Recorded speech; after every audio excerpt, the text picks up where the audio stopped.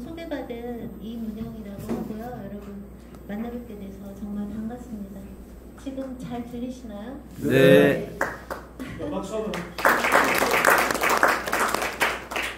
사실은 제가 아까 뭐 여러 번 말씀하셨듯이 이번 기수가 좀 적은 인원이라는 말씀 미리 들었어요. 근데 아마도 여러 국내외로 너무 정말 하루도 조용할 날이 없잖아요. 나라 안도 그렇고 나라 밖도 그렇고 트럼프가 되고 나서 하루도 조용할 날이 없는데 아무래도 막 스트레스 많이 받으시고 딴 데 신경을 좀 못 쓰셔서 그러실 것 같은데 근데 제가 이렇게 가만히 생각해 보니까 그런 와중에 여기 대륙학교를 신청을 하신 분들은 그러면 진심이신 분들이잖아요. 찐이신 분들이시잖아요. 그래서 제가 몇 분이시라 하더라도 강의 준비를 그러면 더 열심히 해야 되겠다. 이제 그렇게 생각을 해서 사실 오늘 오기 직전까지 이제 업데이트를 해서 올렸어요. 그래서 아무래도 우리가 뭐 대륙 얘기하고 국방 얘기하고 하면 이제 그 중심엔 아무래도 러시아가 있게 마련이고요. 그 다음에 지금 이제 트럼프가 되고 나서 정말 우리가 알던 세계가 뒤집히고 있다라고 얘기를 하는데 그게 이제 러시아 우크라이나 전쟁을 어떻게 마무리 지을 것인가와 결합이 되어 있거든요.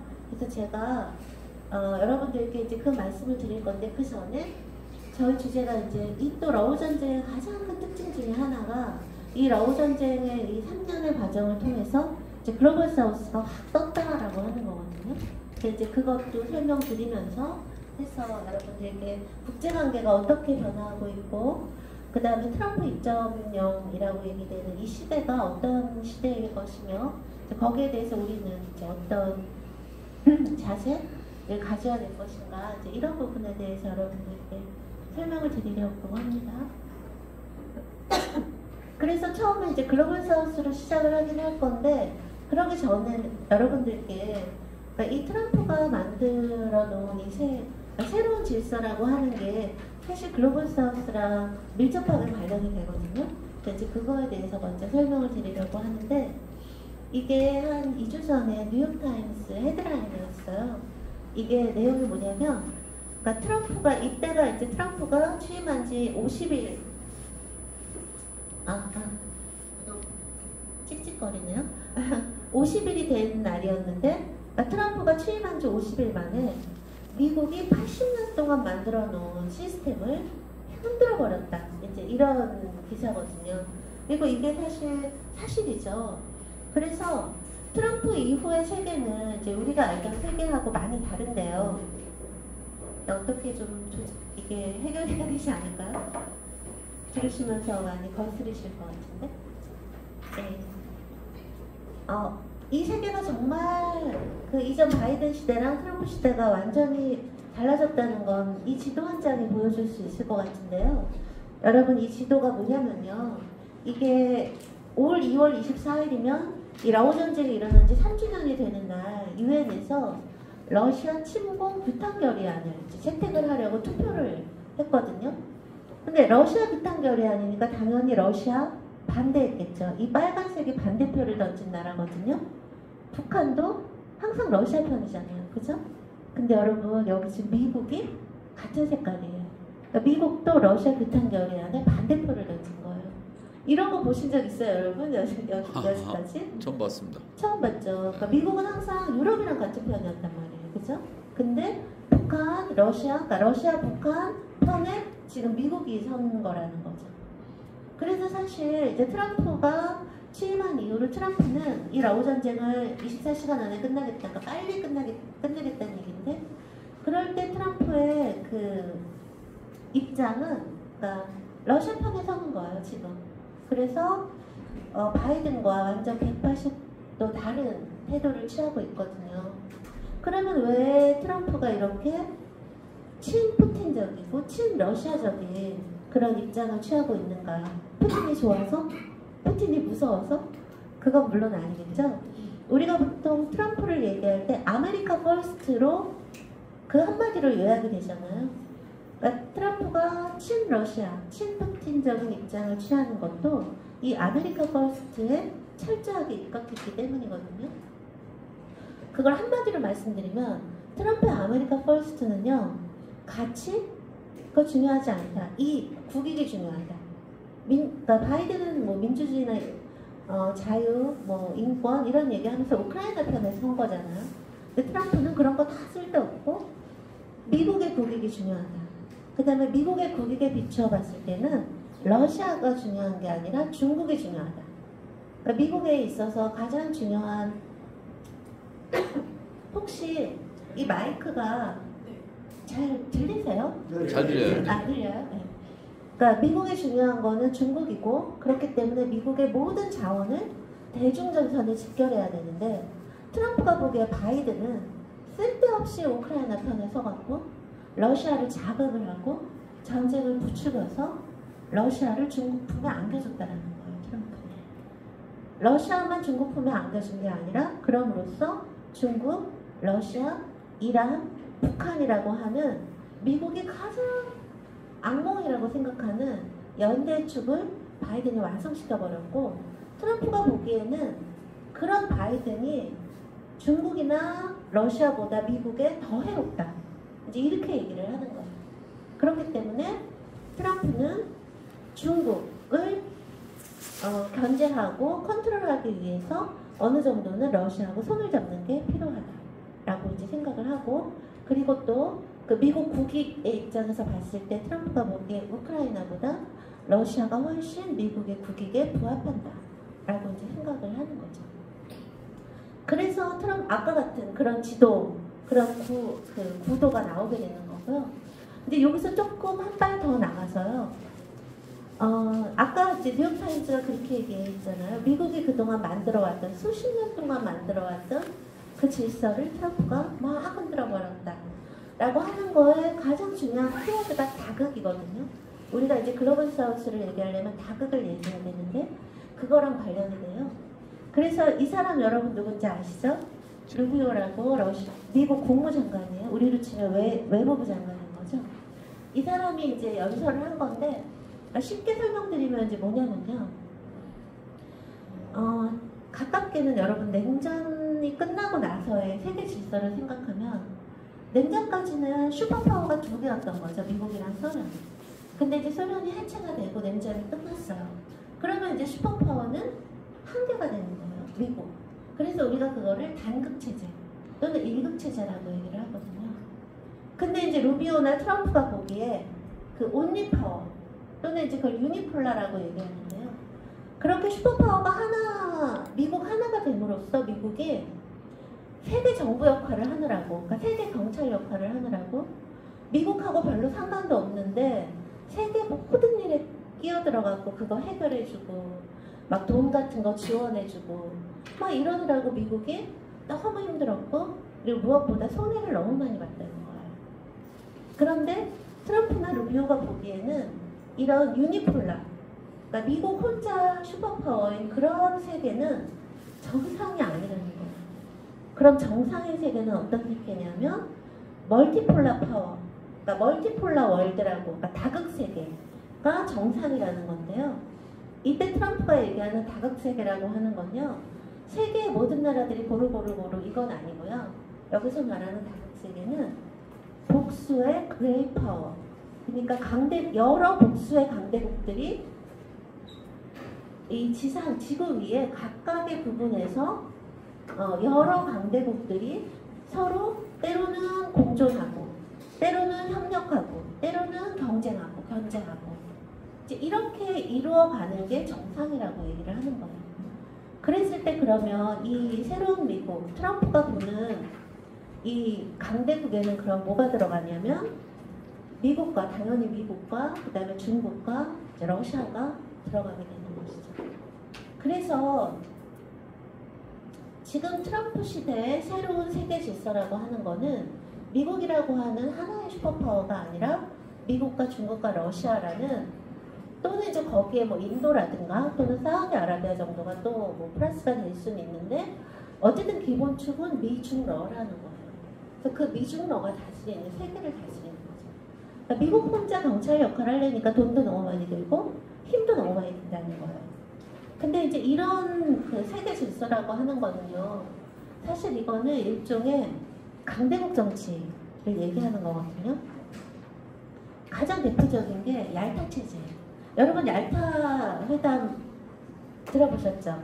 이게 이제 2차 대전 끝날 무렵에 그 2차 대전 후에 전후 질서를 어떻게 만들 것인가를 그 당시에 슈퍼파워였던 처칠, 영국과 루즈벨트, 미국, 스탈린, 소련이 모여서 논의를 한 건데 이건 일종의 세력권 정치예요. 그러니까 이 얄타 회담을 통해서 스탈린, 소련이 당시 동상권, 동구권에 대한 소련의 지배력을 인정받은 거죠. 그 다음에 이제 예를 들어 유럽은 영국이, 그 다음에 아메리카 대륙은 미국이, 예를 들면 이런 식으로. 그런데 이제 지금 같은 경우에는 트럼프와 푸틴과 시진핑이, 그러니까 영국 대신 중국이 들어온 거죠. 이렇게 되는 건데, 근데 여러분 그러니까 이거를 그러면 한마디로 우리가 정리를 하면 어떻게 되냐면, 트럼프로 인해서 일어난 변화는 그 전에 1극이었다면 이제는 다극, 그죠? 하나의 강대국이 아니라 여러 개의 강대국. 그 다음에 예전에 그 미국 혼자서 이끌어가던 걸 우리가 자유주의 국제질서라고 얘기를 하는데요. 이 자유주의 국제질서는 여러분 룰 베이스드 오더라는 말 많이 들어보셨죠? 규칙 기반 질서.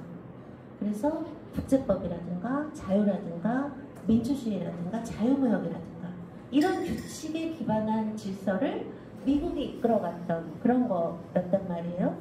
그랬을 때 그 반대편에는 누가 있었냐면 러시아하고 중국이 있었고요. 사실 지금 미국이 이제 인정한 다극이라고 하는 거는 아주 오래전부터 러시아하고 중국이 요구해 왔던 거였어요. 그 대표적인 게 이제 이건데요. 이게 사실은 그러니까 러시아의 외교 전략 개념이거든요. 이게 2023년에 나온 건데 사실 여기 나와 있는 내용을 푸틴은 거의 한 10년도 넘게 이걸 주장해 왔어요. 그러니까 이 내용이 뭐냐면 지금 인류는 혁명적인 변화를 경험하고 있는데 그 혁명적인 변화라는 건 다름이 아니라 다극 세계가 형성되고 있는 거다라는 거예요. 그러니까 더 이상 서방만이 아니라 비서구 강대국들이 출현하고 있다라고 하는 거죠. 근데 그 서방, 그러니까 미국이나 유럽 같은 경우는 지금 현실이 다극이라고 하는 걸 인정하지 않으려고 한다는 거예요. 그러니까 러시아나 중국은 미국하고 유럽한테 너희 혼자가 슈퍼파워가 아니야. 이미 세계는 러시아도 있고 중국도 있고 인도도 있고 브라질도 있는 이 다극이 현실이야. 그걸 받아들여. 라고 계속 주장을 해왔었는데 바이든 정부 때까지만 해도 그거를 계속 부인을 하고 거부를 해왔는데 트럼프 때는 미국이 먼저 그래 우리 이제 더 이상 슈퍼파워 안 할 거야. 그리고 정상인 세계는 다극이야. 이렇게 이제 인정을 해버렸다라고 하는 것이죠. 근데 이런 그 세력권 정치라고 하는 거는요, 사실 강대국에 좋은 거고, 이건 일종의 제국주의 정치 같은 거거든요. 그러니까 말하자면 이런 거예요. 옛날 19세기에 그 힘센 제국들이 지도 펴놓고, 세계 지도 펴놓고, 이거는 너네 가지고, 이거는 니네 가지고, 이건 우리가 가지고, 각자 우리 넌터치? 이렇게 얘기를 하던 그때랑 비슷하다라는 거죠. 그렇기 때문에 예전 바이든 시절에 자유니 민주주의니 국제법이니 이게 중요한 게 아니고요. 그러니까 그런 규칙이 힘이 되는 시대가 아니라 이제는 힘이 규칙이 되고 힘이 법이 되는 그런 시대. 그래서 여러분 요즘에 국제질서가 야독강식의 시대가 됐다. 뭐 이런 얘기 많이 각자 도생의 시대가 왔다. 이런 얘기 많이 들으시죠? 그 얘기가 나오는 이유가 이제 이런 것 때문이라고 말씀드릴 수가 있고요. 실제로 여러분 잘 기억하시겠지만 이 세력권 정치가 선포됐던 이 얄타 회담에 의해서 한반도의 분단이 결정된 거 여러분 아시죠? 그러니까 이런 세력권 정치나 강대국 정치는 강대국한테는 좋지만 힘이 약한 나라 입장에서는 이건 정말 이런 그 비극이 없는 거죠. 그래서 사실은 이런 세력권 정치라고 하는 건 아까 말씀드린 것처럼 강대국들이 각자 나름의 자기 세력권들을 가지는 거고요. 그거를 서로 인정해 주는 거예요. 그 다음에 그 세력 내에서는 그러니까 예를 들면 여러분 트럼프가 취임하고 나서 보인 그 행보를 보시면 이 세력권 정치의 본질을 여러분들이 이해하실 수 있는데 트럼프가 대통령 되고 나서 제일 먼저 어디를 쳤어요? 캐나다 먼저 쳤어요. 캐나다 너네 미국 51번째 주로 들어와. 이렇게 얘기를 했죠. 그 다음 파나마 운하, 그거 미국이 지어준 건데 그거 우리가 다시 가질 거야. 그 다음에 멕시코 마늘, 아메리카 마늘로 이름을 바꿔버렸어요. 그 다음에 또 한 게 그린랜드. 그린랜드 우리가 살 거야. 우리가 가질 거야. 이렇게 얘기를 했거든요. 지금 말한 데가 다 어디 있는데, 어디 있는 나라들이에요? 아메리카에 있는 나라들이에요. 그러니까 말하자면 이런 거예요. 트럼프는 이 세력권 정치, 강대국 정치 시대에 아메리카는 미국 거라는 거예요. 아메리카는 미국 거라는 거고, 그 안에서는 미국이 정말 전권을 행사하겠다라고 하는 것이죠. 그 다음에 우크라이나 전쟁에 있어서는 그럼 트럼프가 지금 전적으로 러시아 편을 들어주는 이유는 뭐예요? 우크라이나는 러시아 세력권으로 인정해주겠다는 거예요. 그죠? 그러니까 적어도 포스트 소비에트 그 권역? 거기는 그래 러시아의 세력권을 인정해주마. 이렇게 되는 것이죠. 그 다음에 이제 예를 들어 중동이나 인태에서는요, 아마 누구의 세력권으로 그거를 정하기보다는 미국, 중국, 러시아가 경쟁하는 공간이 되기가 쉬워요. 중동이라든가 우리 있는 인태, 인도태평양 같은 곳에서는 이제 그렇게 되기가 쉽다라는 것이죠. 그래서 정말 이제 시대는 양극 강식의 시대? 그 다음에 냉전 시대처럼 이념에 의해서 세계가 쫙 나눠진다던가 아니면 바이든 시대처럼 가치에 의해서 나눠지는 시대가 아니라 각각의 국익을 앞에 놓고 그리고 말하자면 각자 도생하는 이제 그런 시대가 왔다라고 말씀드릴 수가 있는 거고, 그리고 그런 세계 변화의 핵심 컨셉이 뭐가 된다고요? 다극이 된다는 거예요. 다극을 인정한다는 거예요. 근데 이제 그러면서 이제 또 이런 세계의 변화를 나타내주는 게 뭐냐면, 여러분 이 사진은 많이 보셨죠? 이게 이제 트럼프가 되고 나서 우리 종전협상 하겠다 이래놓고 우크라이나도 빼버리고 유럽도 빼버리고 미국하고 러시아 둘이서 어디서 만났어요? 사우디 리야드에서 만났어요. 근데 여러분 예전 같으면요, 이렇게 이게 관계 정상화 회의한 거거든요. 보통 이런 거는요, 스위스 제네바에서 하든가 핀란드 헬싱키에서 하든가 그랬거든요. 근데 어디서 했어요? 사우디에서 했어요. 사우디. 근데 이게 되게 여러분 상징적인 사진이에요. 여기 지금 미국 대표, 러시아 대표, 그 다음에 주최국인 사우디 대표들이 모인 거거든요. 여러분 이 세 나라가요, 세계 오일 넘버 3가 모인 거예요. 지금 석유 생산 넘버 3가 모인 거죠. 여러분 석유 생산 1위가 어딘지 아세요? 지금 세계 석유 제일 많이 생산하는 나라 1위 미국 2위 사우디 3위 러시아. 지금 1, 2, 3가 모인 거예요. 근데 지금 트럼프는 더 이상 그린 에너지 안 하겠다는 거잖아요. 화석연료로 돌아가겠다는 거잖아요.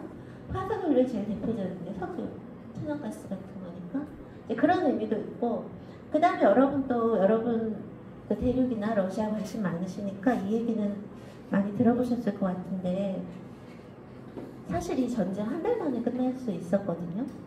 그 얘기 들어보신 적 있어요? 전쟁 나고 한 달 만에 튀르키예가 중재를 해서요, 러시아하고 우크라이나하고 이스탄불 협정이라는 걸 거의 갓사인까지 했어요. 갓사인까지. 그래서 그 푸틴 데스크까지 올라갔는데 그 얘기를 듣고 보리스 존슨이 영국에서 키예우까지 날아왔어요. 그래서 제렌스키한테 안 된다. 너네 지금 여기서 평화협상 하는 거는 러시아의 패배를 인정하는 거나 다름없다. 너네 여기서 평화협상 타협해버리면 우리 다시는 안 도와줄 거다. 그러면서 킥 파이팅 한 거예요. 그래갖고 우크라이나가 그거를 사실 던져버렸거든요. 그래서 그게 어떤 일이 되어버렸어요. 그래서 이제 푸틴이 어느 순간부터 계속 그렇게 얘기하죠. 이 전쟁 한 달 만에 끝날 수 있었는데 그거 걷어쳐버린 건 우크라이나고 그 배후에는 서방, 영국과 미국이 있었다 라고 이제 주장하는데, 사실 그건 사실이에요. 근데 여기서도 보시면 그 러우 두 나라 간의 그 평화협상을 누가 중재를 했어요? 튀르키예가 중재를 했단 말이에요. 바로 이 튀르키예하고 사우디아라비아는 제가 여러분들께 말씀드릴 글로벌 사우스의 맹주 중에 하나예요. 그죠? 그래서 제가 여러분들께 설명드릴 게, 우리가 다극이라고 하는 걸 미국도 인정할 수밖에 없었던 배경에는, 물론 미국이 얘기하는 그 복수의 강대국에 일단은 미국, 중국, 러시아 전통적인 강대국이 들어와 있기는 하지만, 그럼에도 불구하고 미국이 그래 현실은 다극이야 라고 하는 걸 인정하게 된 데에는 예전과 비교할 수 없이 인도라든가 그 다음에 브라질이라든가 사우디아라비아라든가 예전으로 치면 개발도상국 정도였지만 지금은 세계 질서에 굉장히 큰 영향력을 발휘하는 그런 글로벌 사우스 국가들의 엄청난 그 부상이 배경으로 자리하고 있는 거거든요. 그래서 이제 제가 여러분들께 글로벌 사우스에 대해서 말씀을 드리려고 해요. 여러분 글로벌 사우스 얘기 많이 들어보셨잖아요.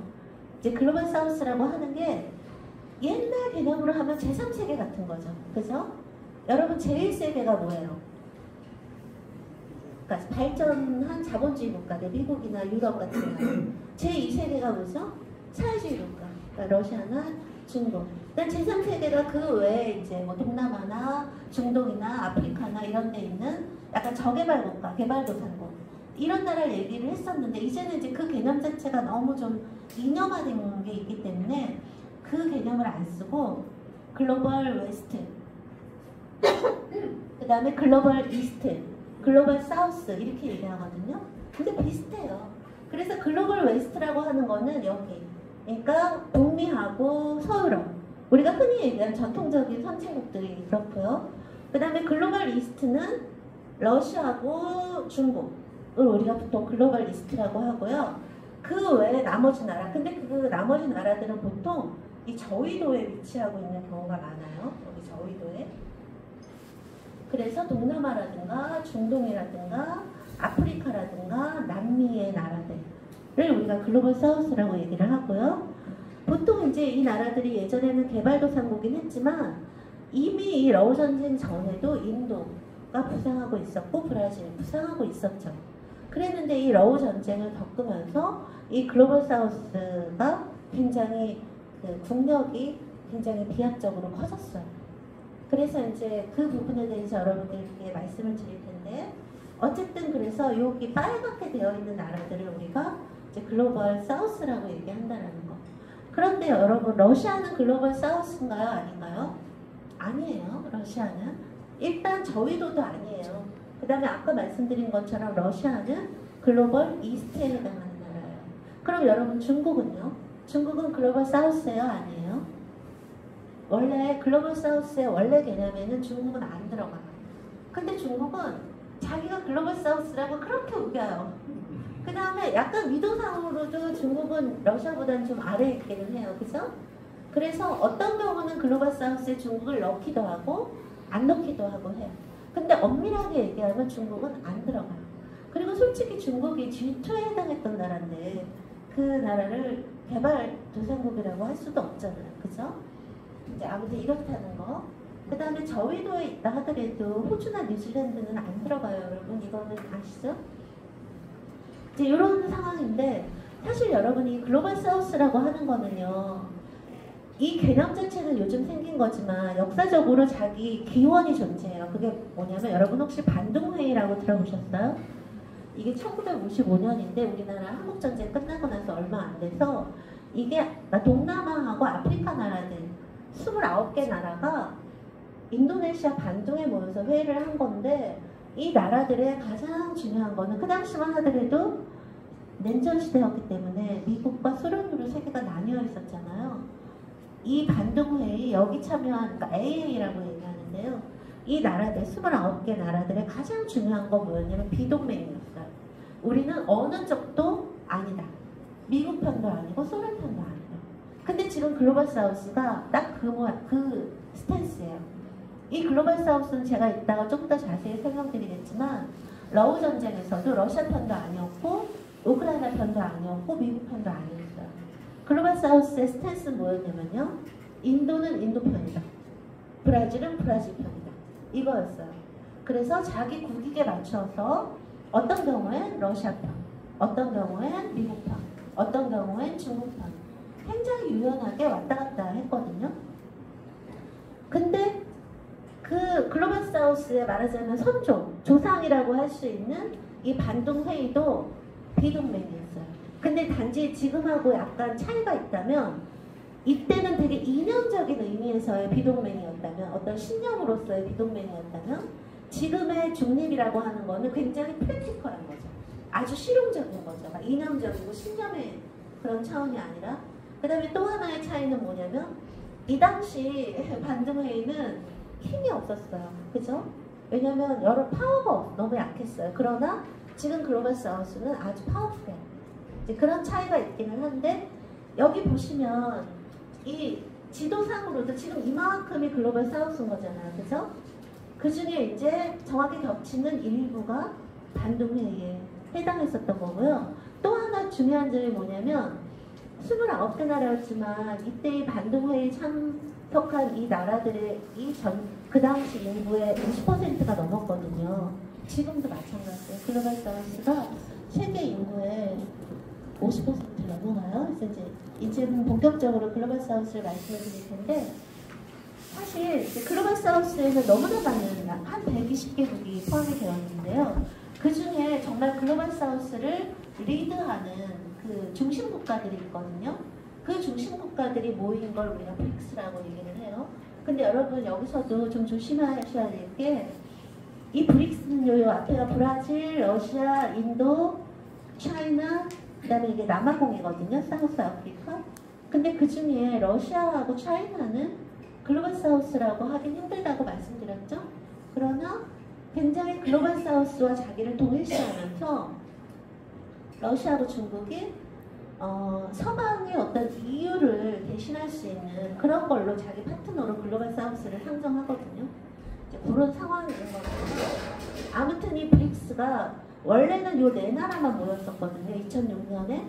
그랬다가 2011년에 남아공이 들어가서 5개 나라가 됐거든요. 그랬다가 지금 갈수록 이게 확대 일로에 있어요. 인기가 너무 좋아요. 그래서 지금은 10개국이 가입을 했고요. 파트너 국가로 여기 이런 나라들이 있어요.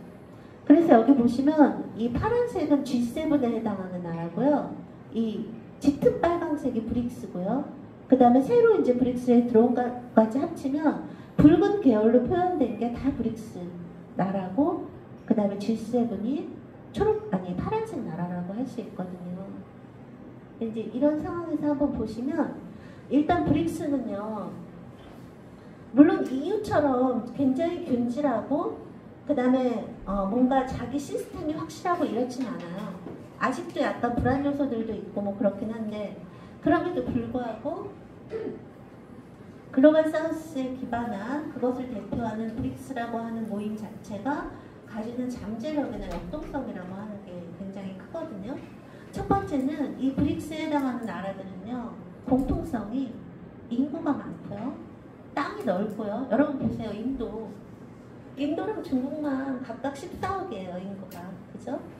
브라질도 인구가 얼마죠? 한 2억 5천 정도 되지 않나요? 그 다음에 인도네시아 이런 나라들 인구 되게 많고, 그 다음에 땅 넓은 편이고요, 다.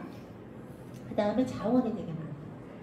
그 다음에 이 브릭스 나라들의 가장 중요한 특징 중에 하나가 뭐냐면요, 이 현물이 많아요. 그러니까 이게 무슨 말, 제가 이거 좀만 설명드리고 말씀드릴게요. 일단 이제 인구부터 볼게요. 브릭스 나라들이 지금 세계 인구의 50% 정도 돼요. 그래서 40억 명 정도 되거든요. 지금 세계가 80억 정도 되죠. 근데 여러분 이게 뭐냐면 세계에서 인구가 제일 많은 나라 20을 뽑은 거예요. 그 중에 빨간 표시한 게 다 브릭스 회원국이거든요. 그러니까 세계 인구 넘버 20 중에 9개 나라, 그러니까 거의 절반이 브릭스 나라예요. 그 다음에 제일 인구가 많은 나라 2나라가 다 브릭스, 네 번째도 다 들어간다라고 하는 거. 그래서 일단 인구 강국이라고 하는 거. 요즘 인구가 되게 중요하잖아요. 그 다음에 세계 글로벌 이코노미, 세계 경제에서 GDP 포션도 브릭스가 이미 G7을 넘어섰어요. 물론 이건 구매력 기준이긴 한데요. 그렇다 하더라고요. 왜냐면 이제 인구가 많으니까. 그래서 이미 글로벌 GDP의 35%를 브릭스가 차지하고 있고요. 아마 앞으로 이거는 더 벌어질 거예요. 왜냐면 G7 나라들은 인구가 별로 없잖아요. 그리고 노령화 그게 굉장히 강하고, 근데 브릭스 나라들은 인구만 많을 뿐 아니라 젊은 층이 많아요. 여러분 베트남도 30대가 그렇게 많다면서요. 그죠? 그런 식으로. 그러니까 젊은 나라라는 거죠. 그 다음에 제가 아까 말씀드린 것처럼 이 손에 쥐고 있는 게 많다는 얘기는 뭐냐면 한 한때는요, 미국이 세계 GDP의 40%를 미국이 차지해서 엄청난 거죠, 한 나라가. 근데 지금은 그게 많이 줄어서 미국 하나가 세계 GDP의 25%를 차지해요. 엄청난 거죠, 이것도. 근데 미국의 문제점은 뭐냐면요, 그 GDP 중에 제조업이 차지하는 비중은 11%밖에 없어요. 그러면 제일 큰 포션을 차지하는 게 뭐냐면 파이낸스, 그 다음에 인슈어런스, 보험, 그 다음에 부동산, 그 다음에 그 화이트 칼라들이 벌어들이는 돈들이에요. 그러니까 뭔가 물건 또는 곡물, 자원 이렇게 손에 잡히는 거 있잖아요. 그런 것들은 직접 생산하는 능력이 미국이 되게 떨어진다라는 거예요. 그리고 그거 말고 뭐 시가총액이라든가 증시라든가, 그러니까 뭔가 버추얼한 것들은 되게 많고, 그다음 서비스 이런 것들. 근데 브릭스 국가들은 어떻게 보면 1차 산업이죠. 그게 되게 강한 거예요. 그래서 이제 여러분 보여드리면, 예를 들면 이게 이제 곡물 생산이거든요. 세계 곡물. 근데 예를 들면 이게 사탕수수예요. 이 세계 사탕수수의 거의 70% 가까이를 브릭스 국가들이 다 생산하는 거죠. 중국, 인도, 브라질. 그 다음에 이게 옥수수예요. 옥수수는 미국 빼고는 또 여기도 다 브릭스예요. 그 다음에 쌀도 몽땅 다 브릭스 국가예요. 그러니까 만약에 브릭스 국가들이 작정하고 우리 쌀 안 팔아 해버리면 세계가 난리가 난다는 얘기예요. 증시 뭐 그 시가가 높으면 뭐예요?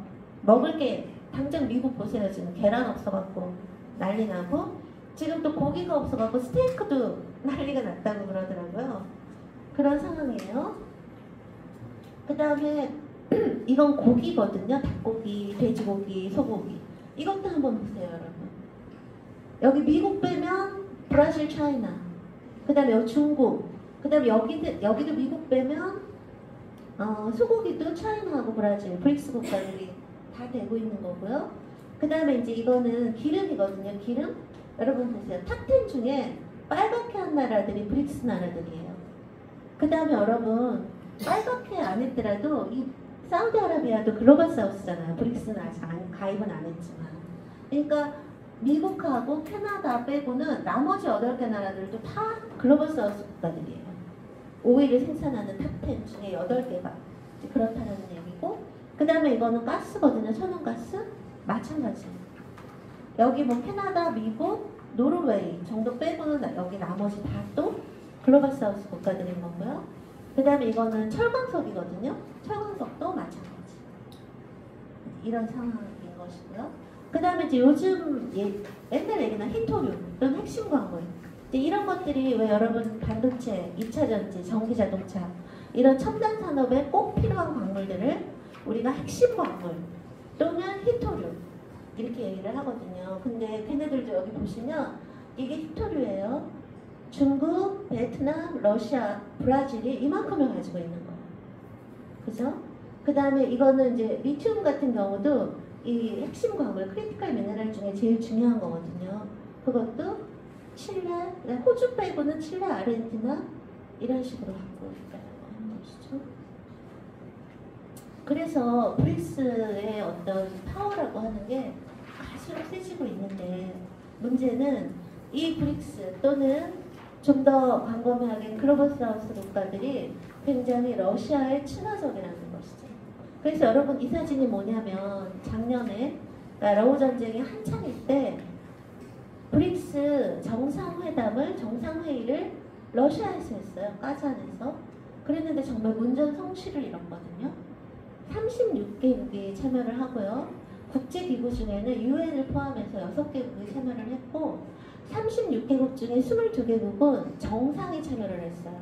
뭐 외무장관 이런 사람 보내는 게 아니고 대통령, 국가 수반이 참여를 해서 푸틴이 그 모든 22명의 정상과 이 기간 동안 다 정상회담을 했어요. 그리고 나서 18개 국가가 저희도 브릭스에 가입할래요? 라고 가입 신청을 한 거예요. 그런 상황인 거죠. 그래서 이제 이게 그 사진을 이제 찍은 거고요. 근데 이제 여러분 제가 아까 보여드리는 게 이게 글로벌 사우스 지도잖아요. 근데 여러분 제가 지금 여기 보여드리는 이 지도는 뭐냐면요. 전쟁, 러시아 우크라이나 전쟁 나고 나서 제재에 참여한 나라, 참여하지 않은 나라 지도거든요. 여기 이제 러시아 이거 빼면요. 참여하지는 않은 나라를 회색으로 표현하면 이 참여하지 않은 나라 지도와 글로벌 사우스 지도는 정확히 겹쳐요. 그죠?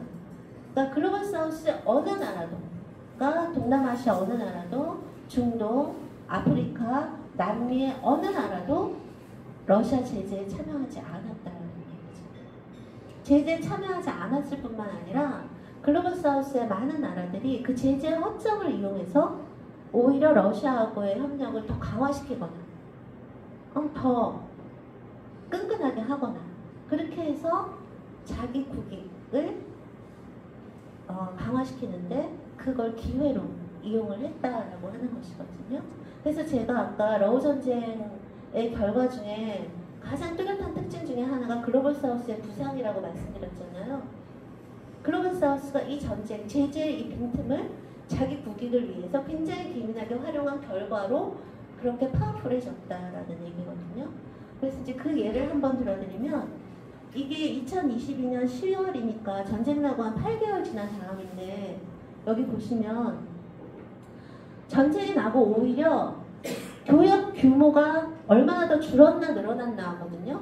근데 여러분 이 보라색으로 표현된 데는 다 늘어난 나라들인데 여기 보시면 인도는 전쟁 전보다 러시아하고 300%가 늘어났어요. 튀르키예는 200%, 그 다음에 브라질 100%, 그 다음에 중국은 원래도 굉장히 활발했었거든요. 64%가 늘어났어요. 그러니까 우리나라 뭐 마이너스, 그다음 미국 마이너스, 스웨덴 막 이렇게 마이너스 된 거에 비하면 글로벌 사우스 국가들은 이렇게 증가를 했다라는 것이고요. 특히 이 기름 같은 경우에 인도는요, 이 전쟁 전에는 러시아 기름 수입량이 거의 제로에 가까웠어요. 그랬는데 전쟁이 일어나고 나서는 거의 200% 뛴 거죠. 그죠? 그 다음에 중국도 그만큼은 아니지만 전쟁 전보다 늘어났던 것이고요. 그래서 지금 여러분 여기 보시면 이게 지금 2025년 1월 기준으로요. 화석 연료들, 그러니까 석탄이나 아니면 원유나 LNG 뭐 이런 것들을 어느 나라가 러시아랑 제일 많이, 러시아 거를 누가 제일 많이 사나. 여기 보시면 다 1등이 중국이에요. 중국. 그 다음에 LNG, 이거는 천연가스 압축한 거잖아요. 그건 아직도 EU가 제일 많긴 하지만 그 다음 또 중국이에요. 그 다음에 파이프라인으로 보내는 것도 이건 EU가 아직 많지만 그 다음 중국, 튀르키예 다 이런 식이라는 거죠. 그러니까 지금 러시아가 여러분 아시겠지만 제재를 그렇게 세게 받고 있는데도 작년에 GDP 성장률이 3.6%였거든요. 여러분 우리나라 전쟁 안 했는데 작년에 몇 프로였대요? 우리가 한 2%대였어요. 2.5%대였는데 전쟁 안 한 우리보다 러시아가 더 높았거든요. 그러니까 그럴 수 있었던 이유 중에 하나가 러시아가 제재를 그렇게 세게 받았어도 러시아 주 수입원이 석유가스 판돈이잖아요. 그게 줄질 않았어요. 더 늘어났어요. 왜냐하면 유럽하고 미국이 서방이 팍 줄였어도 그거보다 더 많은 양을 지금 이렇게 중국이나 인도나 튀르키예나 이런 나라들이 하고 글로벌 사우스 국가들이 열심히 하고 있기 때문이죠. 그런데 이 글로벌 사우스 국가들은요, 사실은 러시아 너무 나쁜데 우리가 국익을 위해서 어쩔 수 없이 하는 거야 인 것 같으세요? 아니면 글로벌 사우스 국가들이 이 전쟁을 바라보는 이 인식 자체가 서방이랑 다를 것 같으세요? 후자예요, 후자. 그러니까 이 글로벌 사우스 국가들은요, 물론 러시아가 전쟁을 시작한 거, 침공한 건 잘못했지. 그렇지만 사실 알고 보면 우크라이나도 잘한 건 없어. 미국도 잘한 건 없어. 이런 스탠스예요, 솔직히 말씀드리면. 그러니까 이 글로벌 사우스 국가들이 그렇게 국익을 위해 우리는 얼마든지 거래할 수 있어라고 하는 것 뒤에는 그런 식의 인식이 있는 거죠. 가치관의 차이가 있는 건데 그거를 실제로 유럽에서 조사를 했어요. 이게 전쟁 나고 한 1년 됐을 때 유럽, 이게 유명한 이제 EU의 그 외교 기구거든요. 거기서 한번 미국, 영국, 유럽, 그 다음에 중국, 인도, 튀르키예를 각각 다 설문조사를 해본 거예요. 그 나라 사람들은. 그랬더니 생각이 참 많이 다르다는 걸 알 수 있어요. 예를 들면 이제 서방 사람들, 그러니까 글로벌 웨스트 사람들은 파란 게 우크라이나 영토 양보하더라도 즉시 전쟁 중단해야 된다고, 이거는 주황색은 전쟁이 길어지더라도 우크라이나가 이겨야 된다는 거죠. 모든 영토에 수복해야 된다. 그러면 유럽이나 미국 사람들은 아무래도 이게 우크라이나 쪽의 입장이 더 높아요. 근데 중국, 인도, 튀르키예는 아니에요. 영토 양보하더라도 빨리 전쟁 끝내라가 더 높다는 걸 아실 수 있죠. 그러니까 서방하고 다른 거예요. 그 다음에 또 하나, 그럼 미국이 우크라이나를 왜 도와주는 것 같아? 그랬을 경우에 미국 사람들은 당연히 우크라이나를 위해서지. 이게 빨간 게 우크라이나를 위해서고 파란 게 미국 자국을 위해서다거든요. 반면에 이제 러시아는 무슨 소리야, 미국 지들 위해서지, 이렇게 얘기를 했을 때 인도는 비슷한데요. 중국은 압도적으로 러시아랑 비슷한 생각이고 튀르키예도 러시아랑 비슷한 생각이에요. 미국이 뭘 우크라이나를 위해서 하겠어, 지들 나라를 위해서지 라고 생각하는 거예요. 중국이나 튀르키예 같은 경우는. 그 다음에 이제 제일 이게 극적인 건데, 러시아는 어떤 나라야? 라고 했을 때 미국이나 유럽은 적이지, 또는 이제 부정적인 의미의 경쟁자로 압도적으로 그렇게 생각해요. 반면 글로벌 사우스 국가들은 압도적으로 우방이나 파트너라고 생각한다는 거예요. 그러니까 글로벌 사우스가 이 전쟁에서 어느 쪽 편도 들지 않고 러시아 제재에 참여하지 않는 이유에는 물론 굉장히 실용적인 국익 우선이라고 하는 것도 있지만, 이런 전쟁에 대한 인식의 차이, 가치관의 차이도 분명히 있다라고 말씀드릴 수가 있는 거죠. 근데 우리나라는 너무 이렇게 보도도 그렇고 좀 미국이나 서방 위주잖아요. 그러니까 우리는 사실은 웨스트가 아닌데도 우리나라 그 언론들은 우리가 웨스트라고 생각하는 것 같아요. 근데 미국이나 유럽처럼 생각하는 사람들보다 실제로 외국을 나가면요, 중국이나 튀르키예나 인도처럼 생각하는 사람들이 훨씬 많아요. 오히려 그게 현실이라는 거죠. 그 다음에 이제 여러분께 제가 글로벌 사우스에 대해서는 이제 대략 말씀을 드렸는데, 사실 여러분들은 글로벌 사우스도 궁금하시지만 지금 이제 아까 제가 세계가 뒤집히고 있다, 그 다음에 지금 트럼프가 저렇게 러시아랑 친하려고 하는데 도대체 왜 그러는 건지, 그 다음에 이 전쟁이 어떻게 될 건지, 그 다음에 우리 한국은 이제 어떤 그러면 스탠스를 취해야 될지, 이게 조금 더 궁금하지 않으세요? 그래서 후반부에서는 그 말씀을 좀 드리려고 하는데, 어떻게 여기서 좀 끊어서 글로벌 사우스에 대해서 질문 있으시면 질문 받고 갈까요? 아니면 마저 다 하고 한꺼번에 질의를 할까요? 한꺼번에 할까요? 네.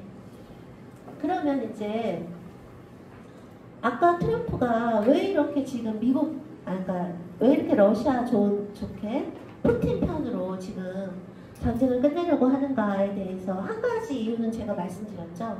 그건 이제 지정학적인 또는 이제 국가 안보의 측면에서 미국에게는 중국이 제일 위험하고 제일 중요한데, 그렇기 때문에 지금 러시아랑 싸울 때가 아니라 러시아를 미국 편으로 땡겨서 같이 중국을 견제해야 된다라는 생각이 있다는 거 말씀드렸잖아요. 근데 사실 이런 전략은 미국한테 처음이 아니에요.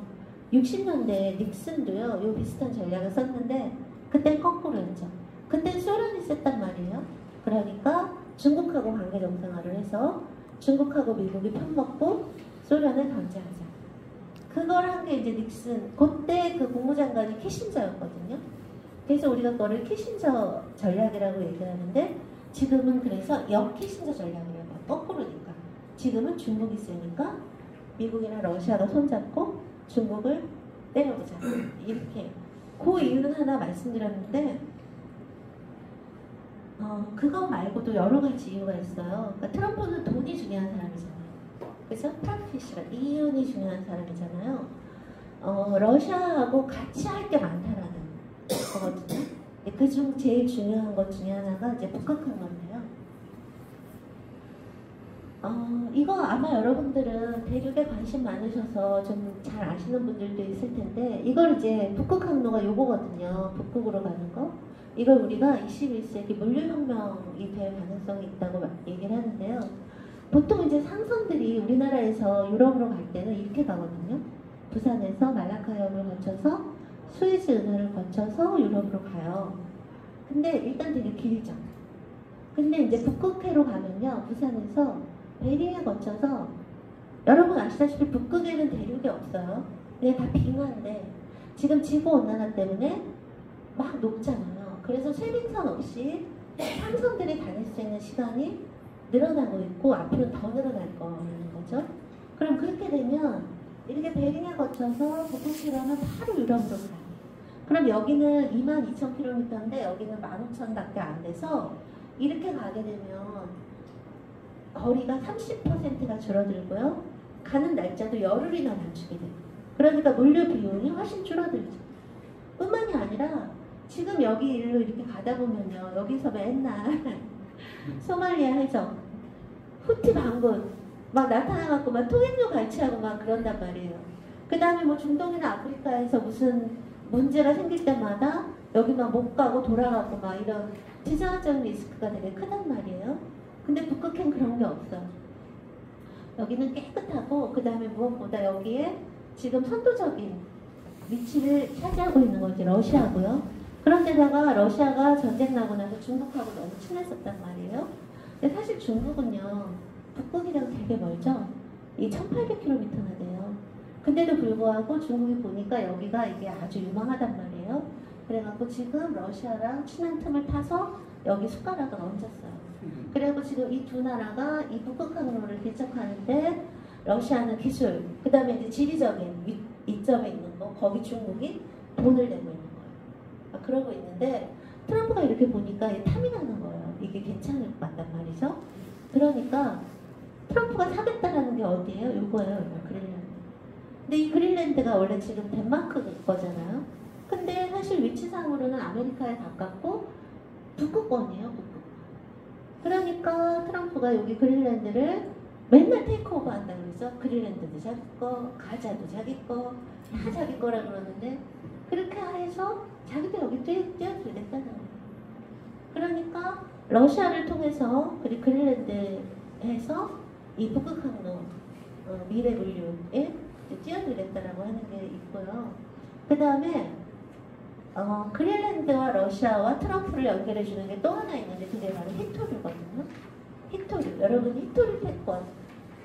그러니까 이 히토류를 지금 이 지구상의 히토류 70~80%를 중국이 내고 있잖아요. 그러니까 그걸 우리가 히토류 패권이라 그러는데 히토류가 앞으로 첨단 산업에서 이제 갈수록 중요해지잖아요. 그러니까 트럼프 입장에서는 이 히토류를 어떻게 해야 될 필요가 있는 거예요. 중국 견제의 차원이기도 해요. 이게 지금 미국 지질조사국에서 전 세계 히토류 매장량 순위를 매긴 건데 1위가 압도적인 1위가 중국이에요. 근데 여기 보시면 5위가 어디예요? 러시아예요. 그다음 7위가 미국이에요. 그 다음에가 어디예요? 그린란드예요. 그러니까 여기 보시면 러시아가 미국보다 2배가 많아요. 그 다음에 그린란드는 미국만큼 있어요. 그렇다고 하는데 근데 여러분 거 아시죠? 히토류는 이거를 이 히토류가 이름이 레어 얼스 일레먼트인데 레어하지 않대요.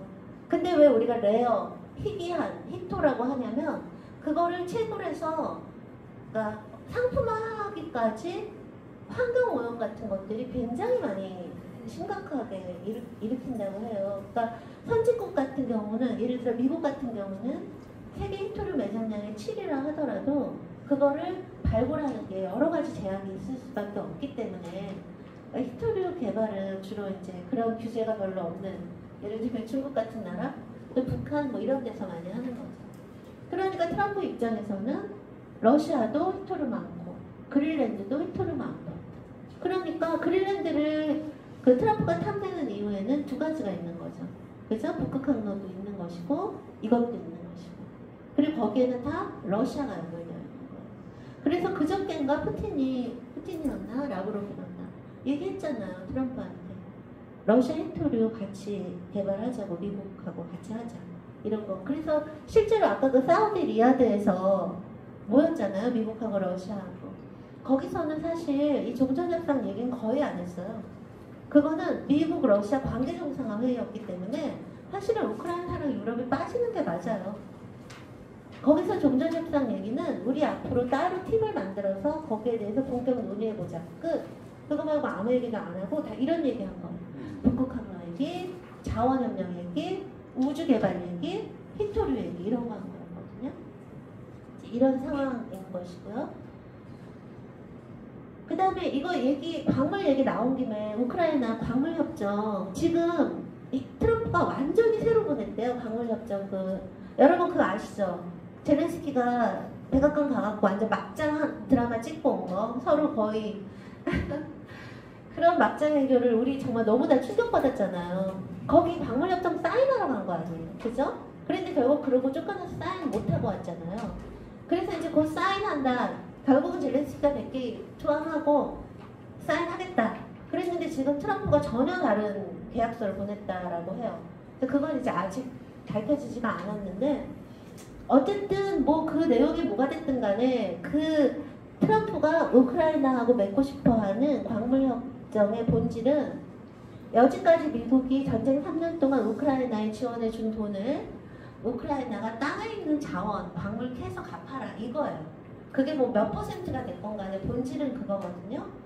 그럴 정도로 우크라이나에 광물이 많다라는 얘기란 말이에요. 그래서 이제 그것도 한번 따져보려고 하는 거예요.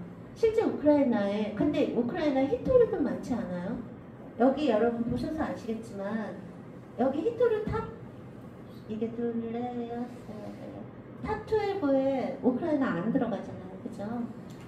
히토류는 많진 않은데 우크라이나에는 뭐가 많냐면 이 핵심 광물이 많아요. 크리티컬 미네랄. 그러니까 뭐 아까 말씀 리튬, 뭐 코발트 뭐 이런 거 있죠.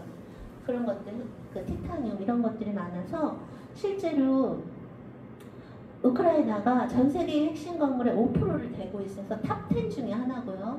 티타늄은 세계 수요의 7%, 리튬은 50만 톤이 매장되어 있대요. 그래서 그게 유럽 매장량의 3분의 1이 다 우크라이나에 매장되어 있고요.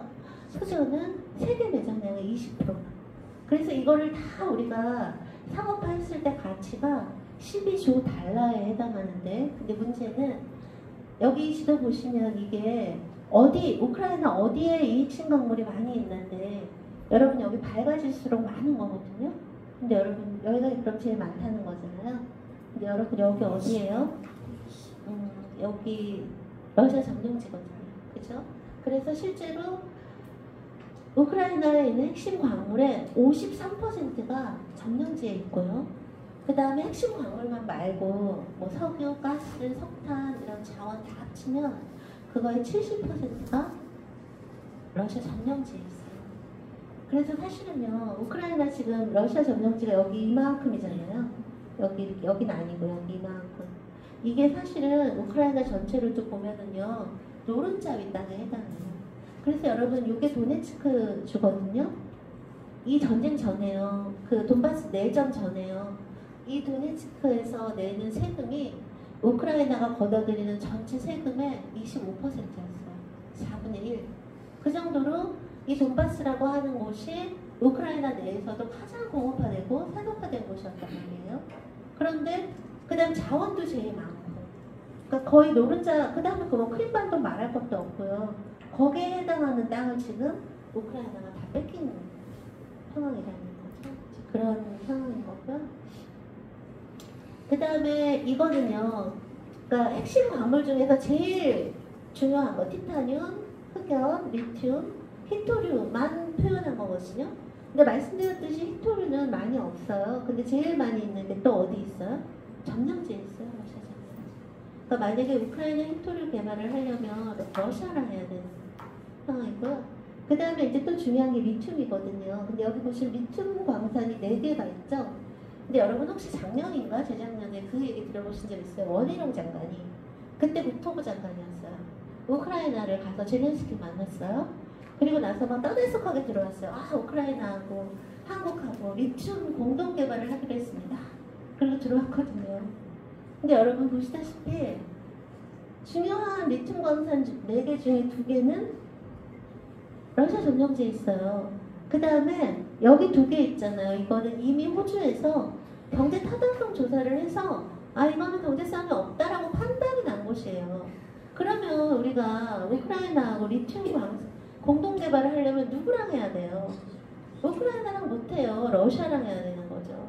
근데 세상에 국토부 장관이라는 사람이 가고 그런 상황이에요. 그 다음에 그 말 나온 김에 그 지금 또 이제 좀 전에 급물살을 타니까 우크라이나 재건 사업 얘기가 막 나온단 말이에요.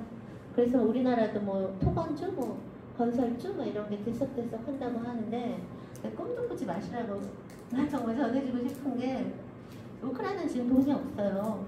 그러니까 만약에 우리가 정말 인도주의적인 차원에서 재건을 도와주기 위해서 가는 거라면 얼마든지 저는 가는 건 좋다고 생각하는데 수익을 위해서 가는 거라면 우크라이나가 아니라는 거죠.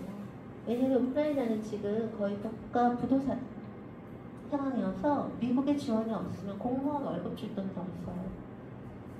아까 트럼프도 우리가 준 돈 땅속에 있는 거 계속 갚으라는 거잖아요.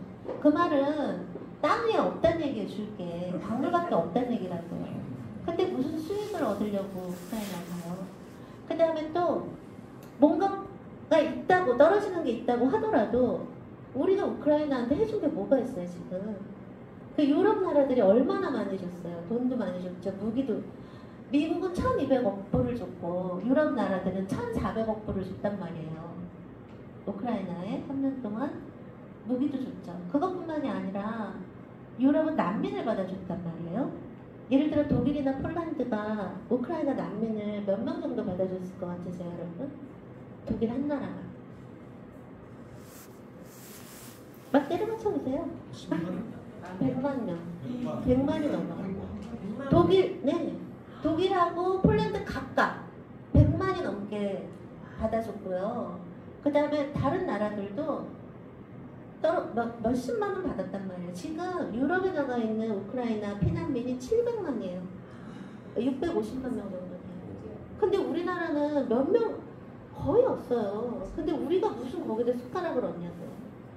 그렇기 때문에 만약에 수익을 위해서 재건 사업을 하려면 오로지 수익만 생각하면 러시아랑 해야 돼요. 왜냐면 여러분 재건은 초토화된 곳에 가서 해야 되는 거죠. 지금 제일 초토화된 게 어디예요? 점령지예요. 점령지. 거기는 정말 초토화됐거든요. 반면에 끼우 이런 점령지 아닌 곳은 물론 폭격 막 이런 것 때문에 거기도 뭐 재건할 건 많지만 저 점령지처럼 도시 전체가 초토화된 건 아니란 말이에요. 그 다음에 제가 100% 그 장담할 수 있는 게 뭐냐면 이제 이게 종전이 되고 러시아가 점령지를 본격적으로 재건을 하게 되면 거기는 반드시 북한 노동자가 들어갈 거예요. 왜냐하면 러시아는 땅이 굉장히 넓은데 인구가 적잖아요. 그래서 특히 러시아 극동이 그게 심하거든요. 그래서 러시아 극동에는요 북한 노동자가 없었던 때가 해방 이후로 몇 년이 안 돼요. 그때가 유일해요. 왜 2017년에 북핵 사태 크게 터졌을 때는 러시아도 대북 제재에 동참했거든요. 그때 대북 제재 중에 큰 항목이 뭐였냐면 북한 노동자 다 돌려보내라는 거였어요. 그래서 이제 러시아도 2019년까지 극동에 있던 모든 북한 노동자들을 본국으로 송환을 했거든요. 그 이후로도 이제 스물스물 다시 나오고 있단 말이에요. 그래서 러시아 극동에는 해방 이후로 북한 노동자가 없던 적이 거의 없고요. 특히 이 북한 노동자들이 우리나라 한민족이 솜씨가 좋잖아요. 그 다음에 러시아 사람들로서는 정말 믿을 수 없을 정도로 근면하단 말이에요. 그래서 러시아 극동 경제에 있어서 북한 노동자는 정말 대체 불가능한 그런 요소였어요. 그래갖고 뭐 건설 현장, 벌목업, 그 다음 수산업 막 이런 그런 곳에 정말 북한 노동자들이 너무너무 인정받으면서 일을 해왔단 말이에요. 그렇기 때문에 만약에 재건 사업이 본격적으로 시작이 되면 아마 북한 노동자들이 거기 더구나 지금 옛날보다 더 친해졌잖아요. 러시아랑 북한이랑. 그래서 이제 반드시 거기 북한 노동자가 들어갈 텐데 이미 마리우폴 이런 데는 들어가 있다고 하더라고요. 근데 이제 만약에 그런 경우에 우리나라 건설 기업이 들어가게 되면요.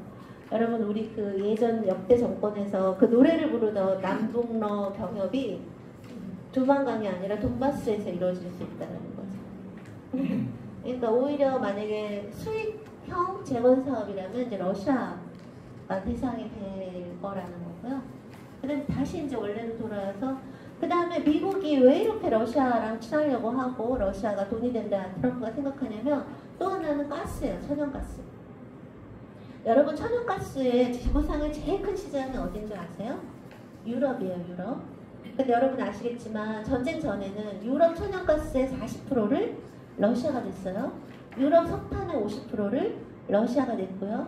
유럽 석유의 30%를 러시아가 냈어요. 근데 이제 그 중에서도 이 천연가스, 이 가스라고 하는 거가 천연가스 가장 큰 시장이 이제 유럽인데, 여러분 이거 뭔지 아시죠? 이게 노르드스트림 1, 2 이게 뭐냐면 전쟁 전까지만 하더라도 이제 특히 독일 같은 경우는 유럽에서도 제조 강국이어서 공장을 많이 돌리기 때문에 러시아의 싼 석유나 가스가 굉장히 중요했단 말이에요. 그래갖고 2011년에 러시아에서 독일로 바로 오는 파이프라인, 가스 파이프라인을 건설한 게 바로 노르드스트림 1이에요. 이거 해보니까 너무 좋더라는 거예요. 그래갖고 2018년부터 2도 했어요. 이 점선이요. 그랬는데 이거 2 완공되자마자 전쟁 났잖아요. 그래갖고 이 2는 한 번도 돌려보지도 못했어요. 그래갖고 이 2를 만든 러시아 회사가 지금 스위스에 파산 신청을 한 상태예요. 왜냐면 돈은 엄청 투자를 했는데 한 번 가동도 못 해보고 끝난 거 아니에요. 그런데다가 여러분 아시죠? 전쟁 나고 나서 9월 달에 우크라이나가 여기 폭파시켜 버렸잖아요. 근데 여기가 각각 가스 파이프라인이 2개씩에서 4개가 있거든요. 근데 이 폭파시켰을 때 3개는 폭파됐는데 하나는 지금 살아남았어요. 멀쩡해요. 근데 지금 트럼프가 어떤 또 작전을 하고 있냐면 이 하나 남은 이 파이프라인을 미국이 사서, 아까 그랬잖아요. 파산 신청했다고. 그걸 미국이 사서 미국 마크를 붙인 파이프라인을 따라 러시아 가스를 유럽에다 팔 생각을 하고 있는 거예요. 이게 그래서 그 파이낸셜 타임즈에 이제 이게 미국 정계에 파다했어요. 그런데 이게 지금 사실로 드러났어요. 한 며칠 전에. 사실로 드러난 게 이건데요. 아이고. 제가 그걸 안 넣었나요? 이상하다. 며칠 전에요. 그 라브로프가요. 사우디에서 또 미국 만났잖아요. 그리고 나서 러시아 제1TV하고 인터뷰를 했거든요. 그 인터뷰에서 라브로프가, 그러니까 러시아 외무장관이 시인을 했어요. 맞다. 미국하고 지금 러시아하고 노르드스트림 그 파이프라인을 어떻게 되살릴지 논의 중이다 라고 얘기를 했고요. 그 다음에 또 폴리티코 여러분 아시죠? 거기서 뭐라고 썼냐면, 그럼 이제 우리 입장에는 야 그걸 독일이 사겠냐? 이렇게 생각할 거 아니에요. 그죠? 그랬는데 이제 독일 정권 바뀌잖아요. 중도 보수파가 잡았잖아요. 그 중도 보수파, 물론 이제 메르츠는 굉장히 친우크라이나 정이긴 한데 어쨌든 그 중도 보수파 새로운 그 독일 정부에서는 만약에 종전만 제대로 된다면, 그렇다면 독일은 러시아 가스로 되돌아갈 수 있다라고 하는 걸 폴리티코한테 인터뷰를 한 거예요. 그죠? 그래서 만약에 이제 이게 현실화된다라고 한다면 정말로 그런 경우에 이제 어떻게 되냐면, 이게 지금 그 유럽 천연가스 시장이 전쟁을 기준으로 어떻게 바뀌었냐거든요. 여러분 보세요. 빨간 게 러시아 가스 산 거고요. 파란 게 미국 LNG 산 거거든요. 근데 여러분 보세요. 전쟁 전에는 미국은 별거 없었어요. 러시아가 40%였다 했잖아요. 전쟁 나고 나서 이게 X자로 확 바뀌어버렸잖아요. 그죠? 그래서 여러분 그런 음모론 여러분 혹시 들어보신 적 없어요? 이 전쟁은 미국의 음모야.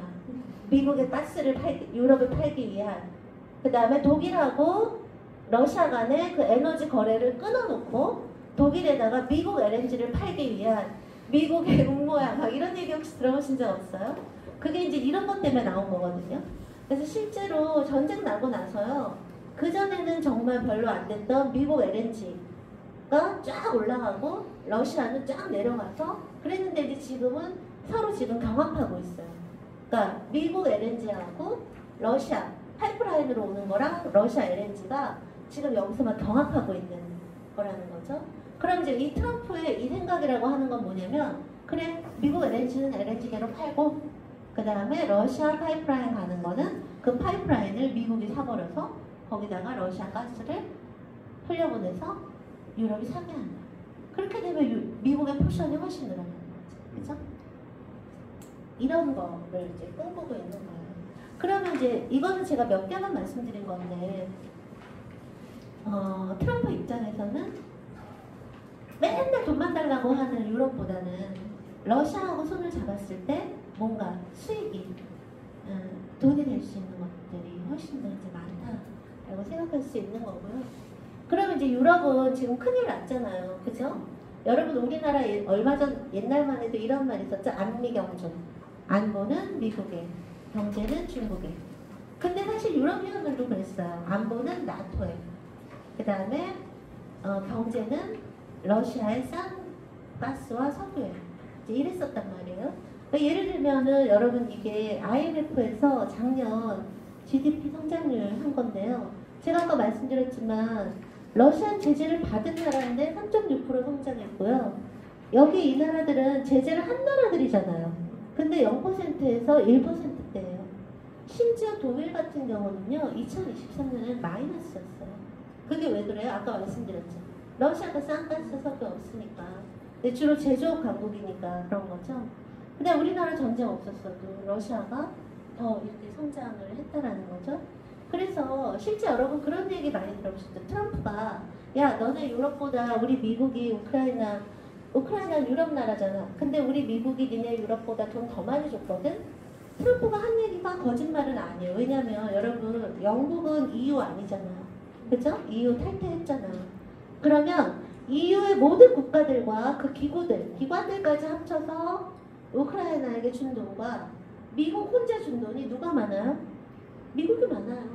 근데 이제 여기다 영국을 쳐서 EU가 아니고 유럽 해버리면 유럽이 많아지지만 그래도 조금 많아지는 거잖아요. 미국 한 나라가 이렇게 많이 했는데.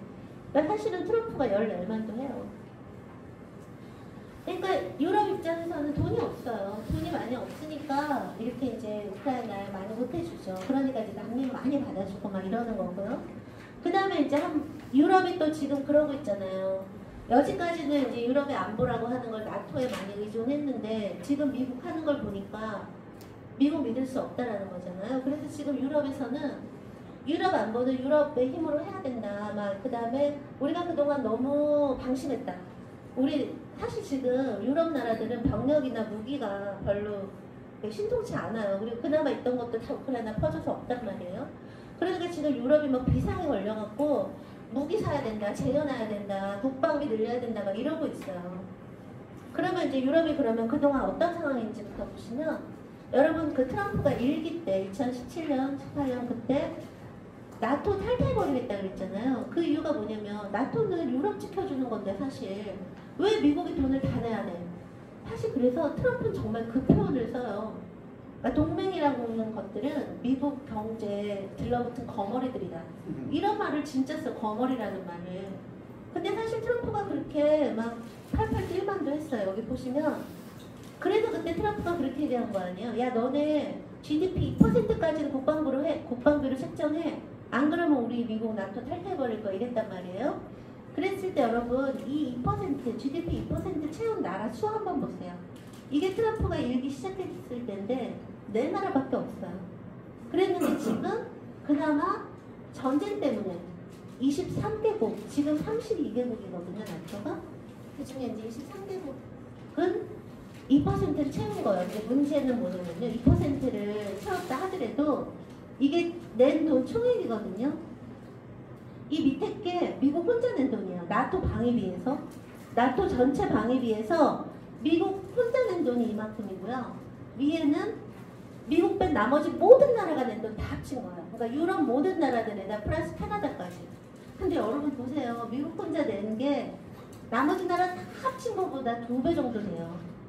그러니까 최소한 10년 동안 미국이 나토 방위비에 65에서 70%를 혼자 내고 있었던 거고요. 나머지 유럽 나라들은 진짜 미국 등에 올라타 있었던 거예요. 그러니까 사실은 트럼프가 막 화낼 만도 해요, 지금. 그런 식으로 이제 유럽이 나토의 안보를 의존하고 있었는데 이제는 트럼프 시대니까 안 될 거 아니에요. 그러니까 이제서야 얼마 전에 이제 EU 집행위원회에서 안 되겠다. 요 1년 동안 1,500억 유로를 방위산업체에다 투자를 해야 되겠다.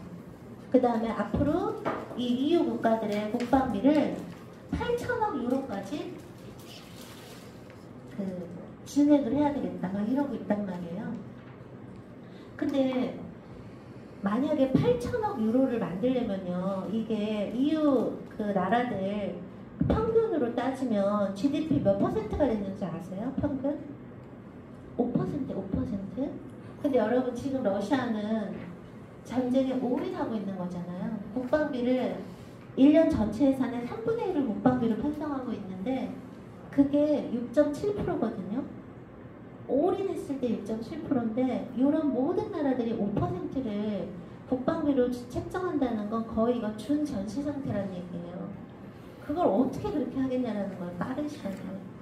그러니까 유럽이 선진국이고 뭐 저력도 있을 수 있고 하니까 이제 정신 차렸으니까 앞으로 이제 열심히 으쌰으쌰 하면 극복할 거예요. 그러나 그게 빠른 시간 안에는 안 된다는 거예요. 지금 너무 그동안 이렇게 해왔기 때문에. 그래서 지금 유럽의 홀로섭이라고 하는 것이 언제든가 되기는 하겠지만 그렇게 빨리 되지는 않을 거라는 거. 그 다음에 이제 또 하나 중요한 게 뭐냐면요. 저는 이게 정말 중요하다고 생각하는데 사실요, 그 나토 있기 전에, 그러니까 2차 대전 전만 해도 주로 누가 싸웠어요? 1, 2차 세계대전 다 어디서 일어났어요? 유럽에서 일어났어요. 그 다음에 제일 많이 서로 싸운 나라들이 유럽이에요. 독일, 프랑스, 영국 맨날 자기들끼리 싸우다 결국 1차 대전, 2차 대전 난 거 아니에요. 근데 2차 대전 일어나고 그 다음에 그 히로시마 핵 터지고 나토 생기고 하면서 유럽 나라들이 아 이제 우리 국방비 안 해. 그거는 미국한테 맡기고 무기도 바닥 병력도 바닥 이러니까 그동안 그나마 안 싸우고 있었던 거예요. 근데 이제 유럽에서 국방비 이렇게 되고 독일이 깨어나요. 프랑스가 깨어나요. 이렇게 되면 어떻게 될 것 같아요? 또 싸울 거라니까요 거기. 지금까지는 나토 때문에 안 싸웠을 수도 있는 거예요. 여지까지 정말. 근데 이거는 이렇게 유럽이 평화로웠던 이 80년은 유럽 역사상 정말 예외적인 경우예요. 그 전에 몇백 년은 죽어라고 싸웠어요 유럽.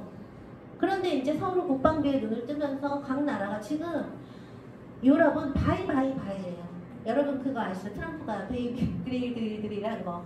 유럽은요 바이바이바이예요. 어떻게 해서든지 무기를 쟁여놓으라는 거거든요. 그렇게 돼서 지금 독일은요 이 새로 출범할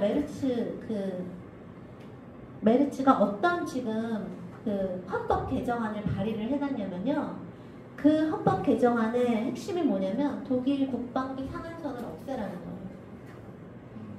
독일이 깨어나고 있고요. 일본이 깨어나고 있다니까요. 지금 전 세계가 막 군비 경쟁에 막 나서고 있고 그 다음에 핵무기 가져야 된다, 핵 개발해야 된다라는 말을 서슴없이 어느 나라나 다 하고 있단 말이에요. 지금 우리나라도 74%가 한국 핵무장을 해야 된다라고 얘기를 한단 말이에요. 이 끝이 어디로 가고 있는 건지에 대해서 우리가 성찰해 볼 필요가 있다는 거죠. 그게 이제 굉장히 중요하고요. 그 다음에 그 우크라이나 관련해서는요, 지금 시간이 얼마 안 남았기 때문에, 이제 곧 우크라이나가 대선을 할 것 같아요. 그러니까 지금요, 아무것도 종전 협상에 뭐 눈에 보이는 게 나온 건 없는데, 요 시퀀스는 정해졌거든요. 일단 전투 중지, 휴전, 즉각 휴전을 한다. 그리고 나서 우크라이나 대선을 치른다. 그래서 정통성 있는 대통령이 나와서 여러 가지 종전 조건들을 다 해서 사인한다. 이거란 말이에요. 근데 여지까지는 젤렌스키는 이 대선을 어떻게 해서든지 안 하려고 그랬어요. 그게 왜 그러냐면 이게 이제 우크라이나에서 8월 얼마 전이잖아요. 2월 26일이면. 우크라이나에서 일종의 대통령 후보 선호 조사했을 때 젤렌스키가 1등이 아니에요. 1등인 이 잘로즈니는 우크라이나 총사령관이었었던 사람, 그리고 지금 우크라이나 정치인들 중에 제일 인기가 좋은 사람이에요. 그래서 젤렌스키가 총사령관에서 자르고 영국 대사로 쫓아버렸어요. 그 사람이 1등이거든요. 그래서 이제 우크라이나는 결선 투표 있거든요. 50% 못 넘으면. 그래서 양자 대결을 하면요, 그 총사령관하고 젤렌스키가 붙으면 젤렌스키가, 그러니까 총사령관이 트리플 스코어로 이겨요. 이게 지난 1년 동안에 일관된 여론조사였거든요. 근데 지금 이게 바뀌고 있어요. 언제 이후로? 그 막장 드라마 연출한 다음에. 그러니까 젤렌스키가 트럼프 제대로 들이받고 난 다음에 이게 지금 어떻게 변하고 있냐면요. 여기 보시면 이게 대통령 선거 때 그거거든요. 이게 지금 젤렌스키가 초록색인데 뚝 떨어지고 이게 잘루즈니 그 총사령관 올라가고 그래서 계속 잘루즈니가 1년 동안 위에 있었는데 지금 여기 보이세요? 이게 3월이에요. 요 3월. 지금 젤렌스키가 위로 확 치고 올라간 거 보이세요? 그죠? 그래서 지금 보이시는 요게 정말 최근이거든요. 여기 3월 13일. 이 입소스 이게요. 이코노미스트지가 여기 우크라이나 입소스에다가 이 여론조사를 의뢰를 한 건데 뒤집혔어요. 젤렌스키가 1등이 나오고 있고요. 잘루즈니가 2등이 되고 있어요. 그래서 지금 젤렌스키가 대선을 서두르고 있어요. 그래서 7월에 하겠다라고 얘기를 하고 있거든요. 그러니까 젤렌스키 입장에서는 지금 자기가 다시 대통령 선거 1위로 올라갔잖아요. 그래서 가능한 빨리 대선을 해서 다른 후보보다는 지금 대통령이 유리하잖아요. 그러니까 다른 후보들 준비 안 된 사이에 빨리빨리 해갖고 다시 대통령 한다. 이래갖고 지금 젤렌스키가 7월에 대선을 하려고 막 하고 있는 것 같아요. 그러니까 요거는 여러분 한국에서 여러분이 최초로 아시는 거예요. 저도 방송에서 이 얘기는 아직 한 번도 한 적 없거든요. 바로 지금 나온 거가. 그래서 이제 어떻게 될지 모르겠는데 근데 어쨌든 우크라이나 국민의 73%는 어떻게 타협을 해서든 빨리 전쟁을 끝내야 된다라고 생각을 하고 있거든요. 그런 상황이라고 하는 거. 이제 그 이유는 아까 말씀드렸듯이 우크라이나가 지금 피난민이 700만 명이 외국에 나가 있어요. 그런데 그들 중에 전쟁 초반에는 75%가 아유 전쟁 끝나면 바로 돌아가야죠 했는데 이제 돌아가겠다는 사람이 절반이 안 돼요. 근데 그런데도 지금 문제가 뭔지 아세요? 이 유럽에 나가 있는 사람들이 여러분 우크라이나는 남자들 못 나가는 거 아시죠? 남자들은 출국 금지되어 있어요. 근데 전쟁터 나가야 되니까. 그래서 지금 유럽에 나가 있는 사람들은 주로 엄마가 애들 데리고 나가 있거든요.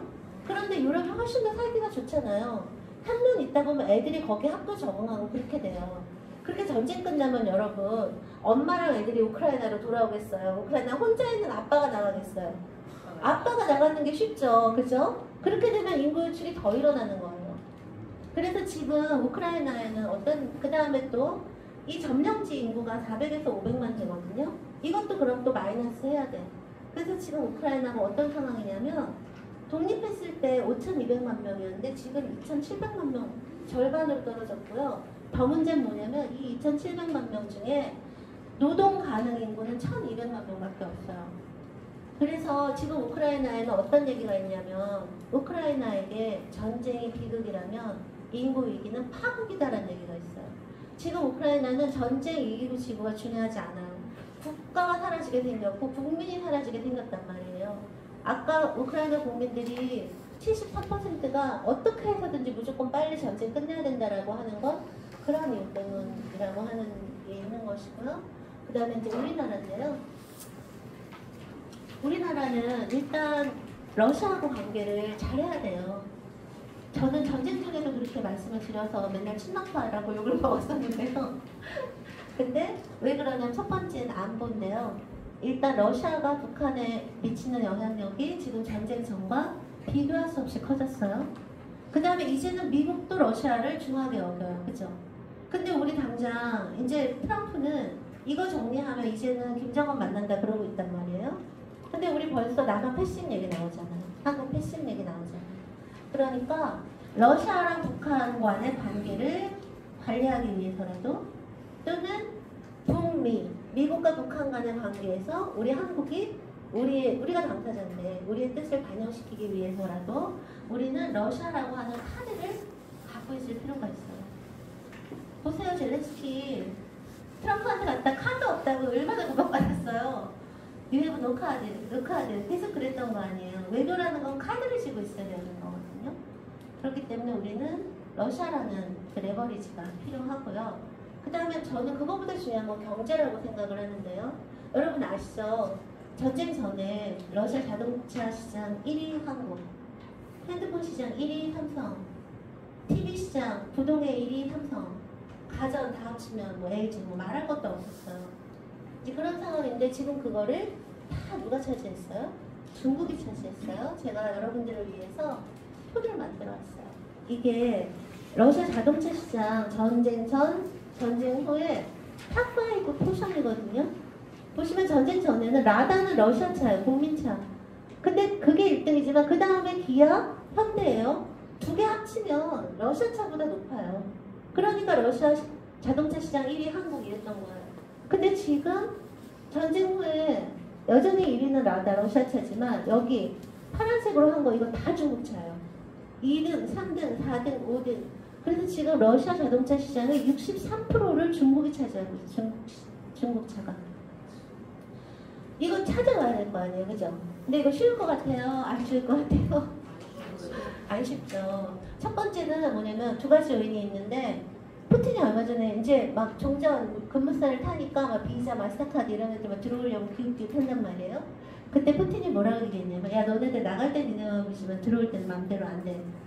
그 제일 중요한 이유는 뭐냐면요. 러시아가 이 제재 전쟁 기간 동안에 경제가 포함이었다고 했잖아요. 그 중에 하나가 뭐였냐면 러시아는 그 전까지만 소비재가 약했잖아요. 그래서 수입해서 썼는데 제재 때문에 외국 기업들 다 철수하고 나면 어떻게 해요? 자기가 직접 만들어야지. 국산화를 했는데 그게 너무 좋았던 거예요. 그래갖고 푸틴이 이제는 러시아 외국 기업들이 돌아온다 하더라도 그렇게 이제 새로 생겨난 러시아 기업들을 보호해야 한다. 그러니까 그 러시아 기업이 외국 기업하고 경쟁할 수 있도록 러시아 기업은 최대한 보호해주고 외국 기업에 대해서는 뭐 규제라든가 뭐 관세라든가 뭐 여러 가지를 걸겠다라고 얘기를 했고요. 그 다음에 이제 또 하나는 우리 경우요. 뭐 다른 나라도 그렇지만 이제 한 번 뺏긴 시장을 다시 찾는 거는 쉽지는 않고 특히 중국한테 뺏긴 거 다시 찾기가 그렇게 힘들잖아요. 그리고 요즘에 중국이 그렇게 제품이 좋대요.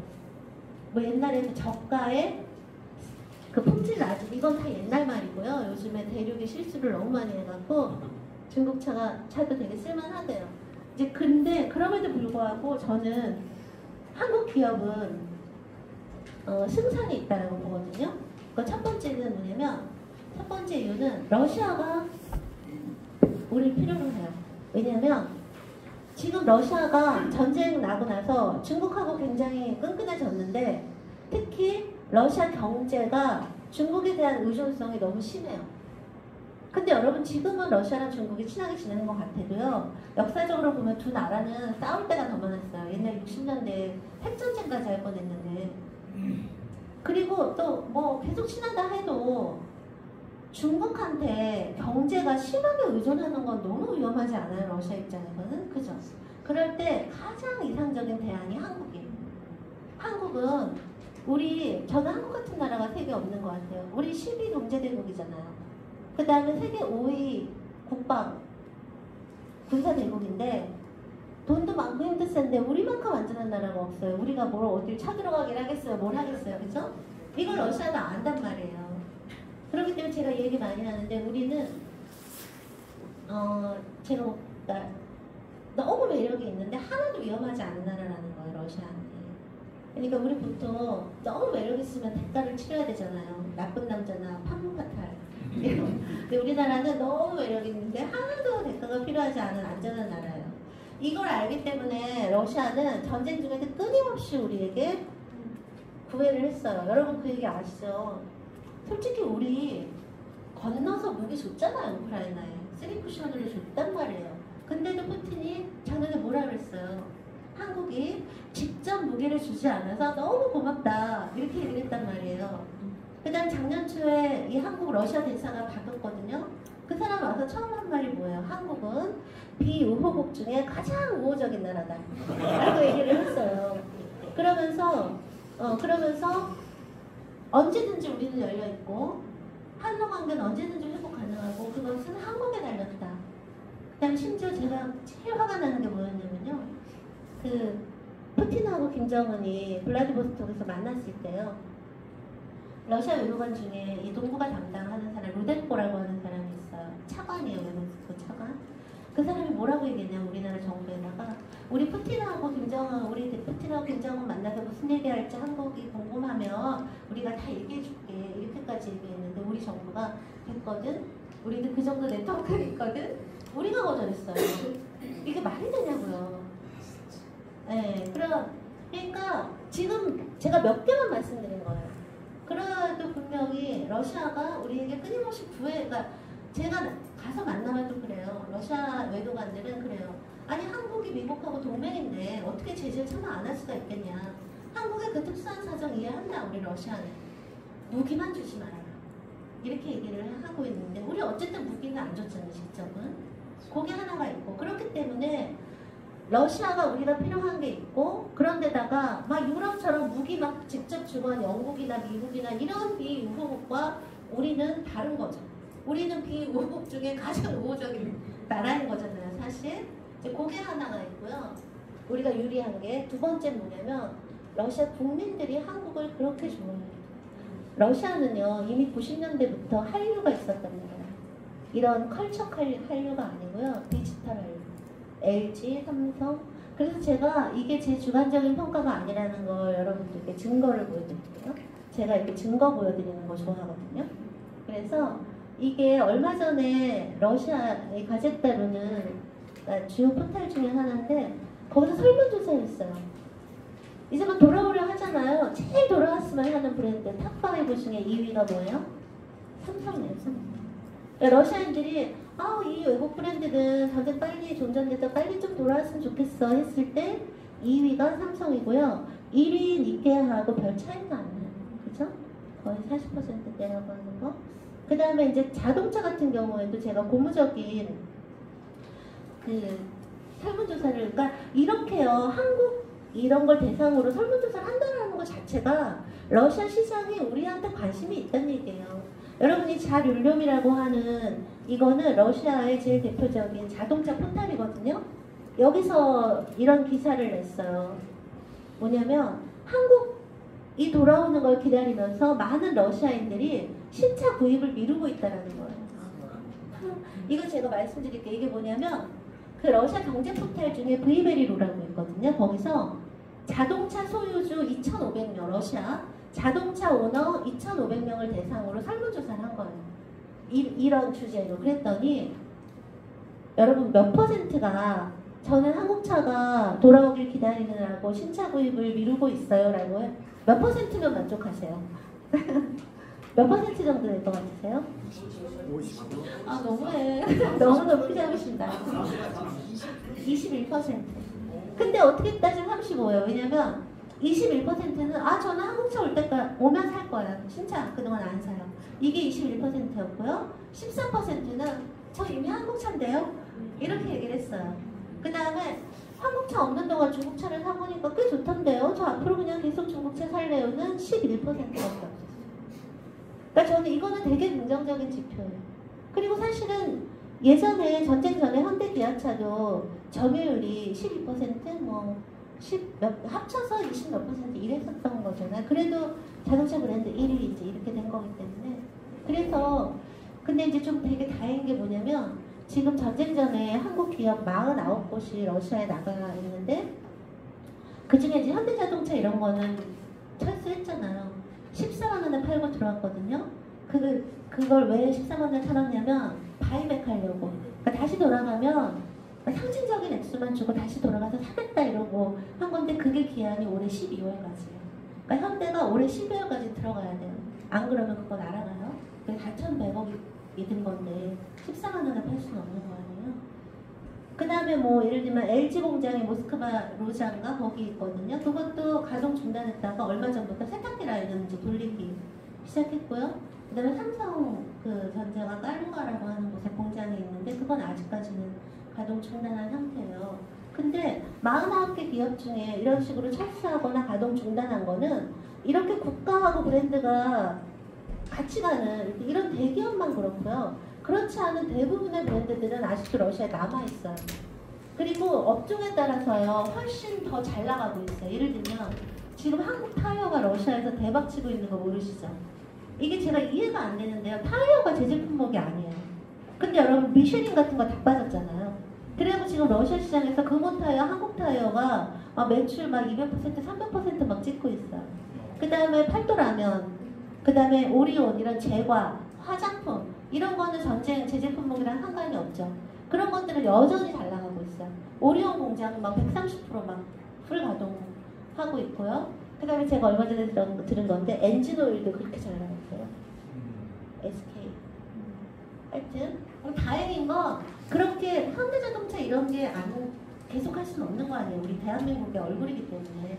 그러니까 그런 몇 개를 빼고 나머지는 여전히 러시아에 남아서 선전하고 있다라고 하는 것이죠. 이제 그런 상황까지 하면 앞에 제가 말씀드린 여러 조건들 하면 저는 전쟁이 끝나면 이제 우리 기업들이 러시아에서 다시 선전할 수 있을 거라고 생각을 하고, 그 다음에 마지막으로는 아까 말씀드린 이 돈바스에서 나는 백로 병역, 이거는 충분히 가능한 시나리오라고 생각을 하고요. 여기까지 말씀드리고 여기서 일단 강의는 마치도록 하겠습니다. 제가 한 20분 정도 늦게 시작한 거 좀 감안해서 좀 늦게 끝난 건 양해해 주시고요. 네, 진행담. 네, 진행담. 네, 네. 아유, 제가 말할 기회를 안 주시네요, 선생님. 소개 한번 해주시고 있으시니까. 원장님 소개. 원장님 소개하시라고. 십상기 대륙기업 해운과학연구소입니다. 반갑습니다. 미국이란 나라가 독일에서 그 파이프라인을 인수했다는 거. 미국이 만약에 북한에 투자를 한다면, 네. 투자를 한다면, 경협을 맺는다면, 북한이요? 예, 종전협정 맺고 경협까지도 진행된다면 제일 어떤 걸 투자할까요? 콘도 안 되잖아요, 콘도.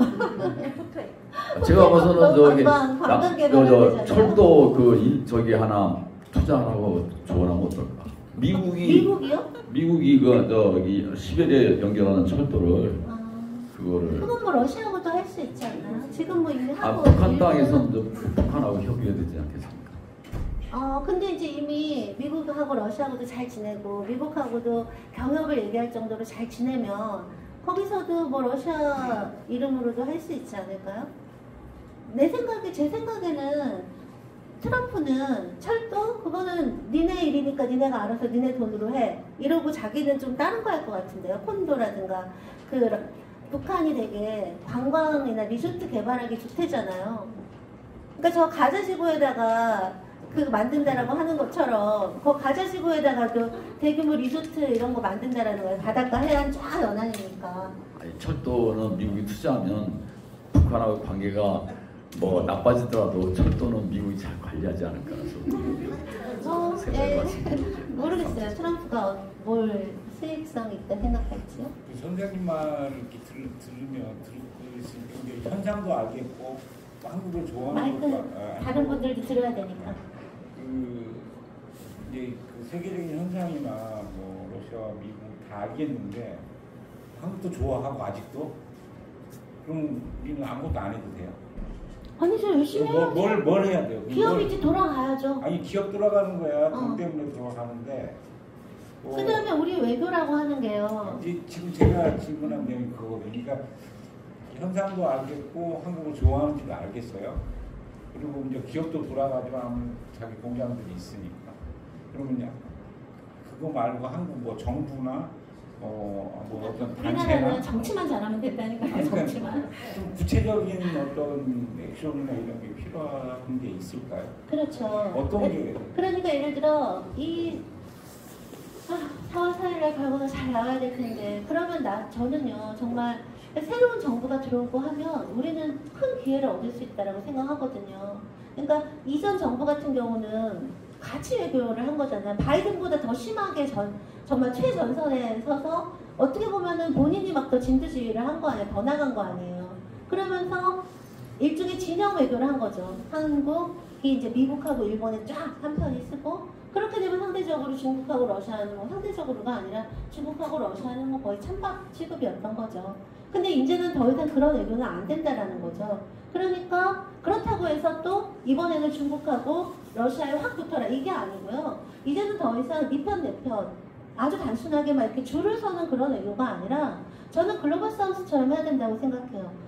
국가에 따라서가 아니라 상황과 의지에 따라서 때로는 중국과 뭐 때로는 러시아와 때로는 미국과 이렇게 해야 된다는 거예요. 유연하게 움직이면서 흐르면서 그런 의미에서는 저는 인도나 브라질 같은 방식이 큰 그 글로벌 사우스의 외교 방식이 큰 그게 된다라고 생각을 해요.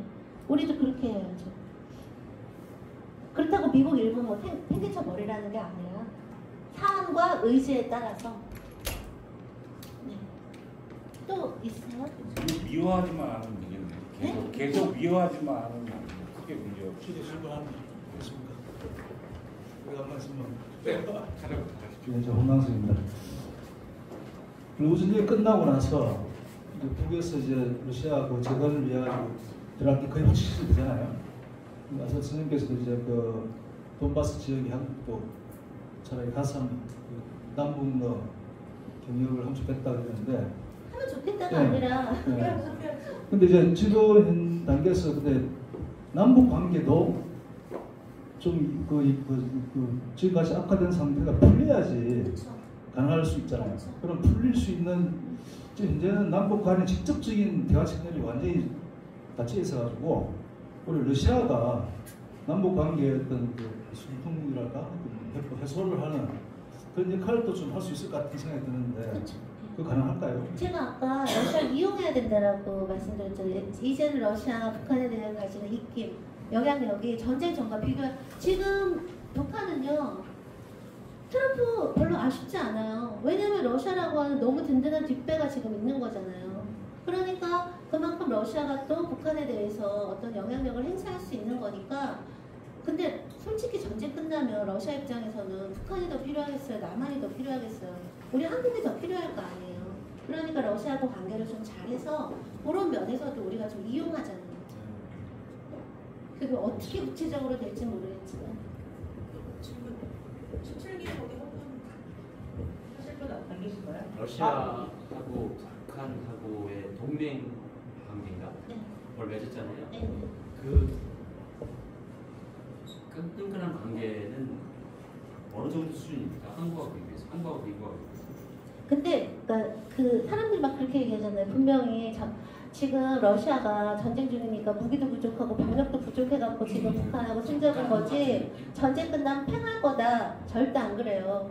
북한이 또 의리가 중요한 나라예요. 의리가. 그 다음에 사람들은 러시아가 무기랑 병력이 부족해갖고 북한이랑 손잡은 줄 아는데 그것도 아니에요. 여러분 뉴욕타임즈 혹시 기사 보셨어요? 군대를 먼저 보내겠다고 한 게 러시아가 요청한 게 아니라 김정은이 보내겠다고 해서 보냈다라고 이제 뉴욕타임즈에 나왔단 말이에요. 그러니까 물론 지금 러시아가 막 무기가 남아돌고 병력이 남아돌고 그건 아니에요. 그렇지만 지금 러시아의 무기나 병력 상황이 전쟁은 상대랑 하는 거잖아요. 우크라이나랑 비교할 때 병력도 무기도 훨씬 더 좋은 위치에 있어요. 그렇기 때문에 러시아에게 있어서의 북한의 효용성이라고 하는 거는 물론 전쟁 중이니까 무기는 많을수록 좋고 병력 많을수록 좋죠. 하지만 그렇게까지 무기가 절박하고 병력이 절박해서 러시아가 북한에 손잡은 게 아니라는 거죠. 오히려 러시아한테 북한이 가지는 의미는 일단 러시아는 이 전쟁을 영토 때문이라고 생각하지 않고요. 미국 패권에 대한 싸움이라고 생각한단 말이에요. 그러면서 아까 얘기한 그 다극화를 실현하겠다라는 거거든요. 그런데 그 미국 패권에 대한 저항이라는 측면에서 가장 상징적인 존재가 누구예요? 북한하고 이란이란 말이에요. 그죠? 이제 그게 하나가 있는 거고, 그 다음에 또 아까 제가 말씀드리면서 러시아 카드를 이용해야 된다고 말한 것처럼 러시아 입장에서는 북한이란 카드가 남한하고 관계에서도 미국하고 관계에서도 또는 중국과의 관계에서도 좋은 카드가 돼요. 그렇지 않아요, 여러분? 그게 사실은 병력 무기보다 이 두 가지가 훨씬 중요한 거고요. 그러나 이 세 번째도 사실 만만치 않게 중요한 게 저 러시아 외교관한테 직접 들었거든요. 그러니까 자기들은 잊지 않을 거라는 거예요. 그러니까 사실은 중국도 전쟁 나고 러시아를 많이 도와주긴 했죠. 하지만 어쨌든 중국은 표결 같은 데서는 기권하거나 중립이었고, 그러나 사실상 뒤로 도와주거나 한 거였는데 북한은 시정의 날 처음부터 러시아가 맞다 막 이러면서 완전히 러시아 편에 올인을 했단 말이에요. 우리가 그건 잊지 않겠다라고 얘기를 하더라고요. 북한에 대해서 얘기를 하면서. 그러니까 이 세 가지가 중요한 거죠. 그렇기 때문에 무기와 병력 때문에 러시아가 북한 손을 잡은 게 아니라는 얘기는 전쟁이 끝난다고 해서 북한을 팽하지는 않는다는 얘기도 한 거죠. 근데 또 그런 만큼 러시아가 북한한테 갚을 게 많은 것도 아니라는 얘기예요. 그죠? 무기와 그게 너무나 필사적인 게 아니었기 때문에 그렇기 때문에 전쟁이 끝난 다음에는 러시아는 어쨌든 자기 필요한 거에 따라서 움직일 거라는 거예요. 그럴 경우는 남한이 훨씬 필요한 거죠. 전쟁이 끝나고 난 다음에. 그러나 그렇다고 북한도 버리진 않는다. 북한 파병을 했나요, 러시아에? 그러니까 뭔가 보내긴 한 것 같아요. 보내긴 한 것 같고. 사진 나온 거 보면 북한 군인은 아니잖아. 되게 허접하고 또는 이제 가짜 그 보도들도 많긴 해요. 그렇게 사진도 계속 똑같은 거 나오고 해서 북한 파병 안 했다고 하는. 근데 만약에 그게요 안 했으면 러시아나 북한이 우린 절대 안 했다고 우겨야 돼요. 그러진 않잖아요. 애매모호하게 뭐 안 하잖아. 근데 안 했다고도 안 하잖아요. 그 정도 사안인데 만약에 러시아나 북한이 절대 안 했으면 러시아 성격상 이 무슨 말도 안 우리 안 했다라고 해야 돼요. 근데 이 러시아 태도를 보면 뭐가 있긴 있어요. 그러니까 아예 없는 얘기라고 하긴 힘들 것 같아요. 우크라이나 쪽으로 보낸 건 아니고 다른데. 지금보다 쿠르스크에 있다고 하니까 쿠르스크는 러시아 영토잖아요. 우크라이나가 침공한 러시아 영토니까. 아니 지금 뭐 드론도 있고 여러 가지 찍을 게 많은데 북한 군인을 못 찍는다는 게 이해가. 그러니까 저도 이렇게 뭔가 다 납득이 가지는 않지만 그렇다고 해서 이게 진짜로 완전히 거짓말인데 이런다라고 하기에는 다른 거 다 떠나서 북한이랑 러시아 태도가 좀 껄쩍지근해요. 뭐가 있긴 있는 것 같아. 죄송해요. 오래 기다리셨네요. 근데 트럼프의 시각도 알겠고 그 다극화된 세계에서 자기 이권을 위해 움직이는데 내부에서는 이제 혐오를 주장하는 정치를 하고 그리고 또 이제 바로 옆에 있는 캐나다랑 멕시코를 이렇게 탄압하는 이유가 뭔지. 그 세력권 정치라고 하는데요. 그러니까 아까 제가 말씀드렸듯이 그러니까 트럼프가 생각하는 다극은요. 진짜 이 세계를 구성하는 모든 나라들이 고루고루 민주적으로 아니고 독수의 강대국들이 세계를 여기는 니네 저 나와바리라는 말 좀 쓸게요. 너네 나와바리, 니네 나와바리, 내 나와바리 이렇게 해서 공동 경영하자는 얘기예요. 그리고 어떤 공간에서는 서로 경쟁도 하고 뭐 때론 협력도 하고 그랬을 때 이제 미국의 입장에서 미국 나와바리는 아메리카 대륙인 거예요. 북, 중, 남 아메리카 대륙. 우리가 흔히 서반부라고 얘기를 하는. 그러니까 아까 멕시코 막 관세 캐나다 51번째 주로 들어와 파나마 우리 거야 그린랜드 내 거야 그게 다 아메리카 대륙에서 일어나는 일이잖아요. 그죠? 그러니까 자기 나와바리에서는 자기가 완전히 하겠다라는 거죠. 그런 대신에 이제 지금 러우 전쟁에서 완전히 그 푸틴 편 들어주는 거는 그래 우크라이나 옛날 소련 땅이지 그 정도는 뭐 너네 러시아 나와바리로 인정해주지 약간 이런 태도? 신제국주의. 그렇죠. 일종의 제국주의인 거죠. 그러니까 우리는 너무 힘들어요. 한 제국주의도 지금 감당하기가 힘든데 지금 복수의 제국하고 싸워야 되고 만약에 트럼프가 이런 식으로 나가면 진짜 세계혁명이 일어나겠다니까요. 러시아 제국주의, 미국 제국주의, 중국 제국주의에 대항해서 그러니까 약간 19세기 제국주의 같은 근데 이런 식으로 하면 트럼프 오래 가겠어요? 그 어떤 강대국의 힘이라는 게 이런 건 아니잖아요. 그죠? 4년만 있으면 4년. 응? 4년. 근데 얘 또 하겠다잖아요. 안 돼요. 나는 할 것 같아요. 증거다리니까. 푸틴은 뭐 할 거를 아니 푸틴도 헌법 고쳐갖고 막 하는데 뭐 한번 쉬었기 때문에 여기는 안다.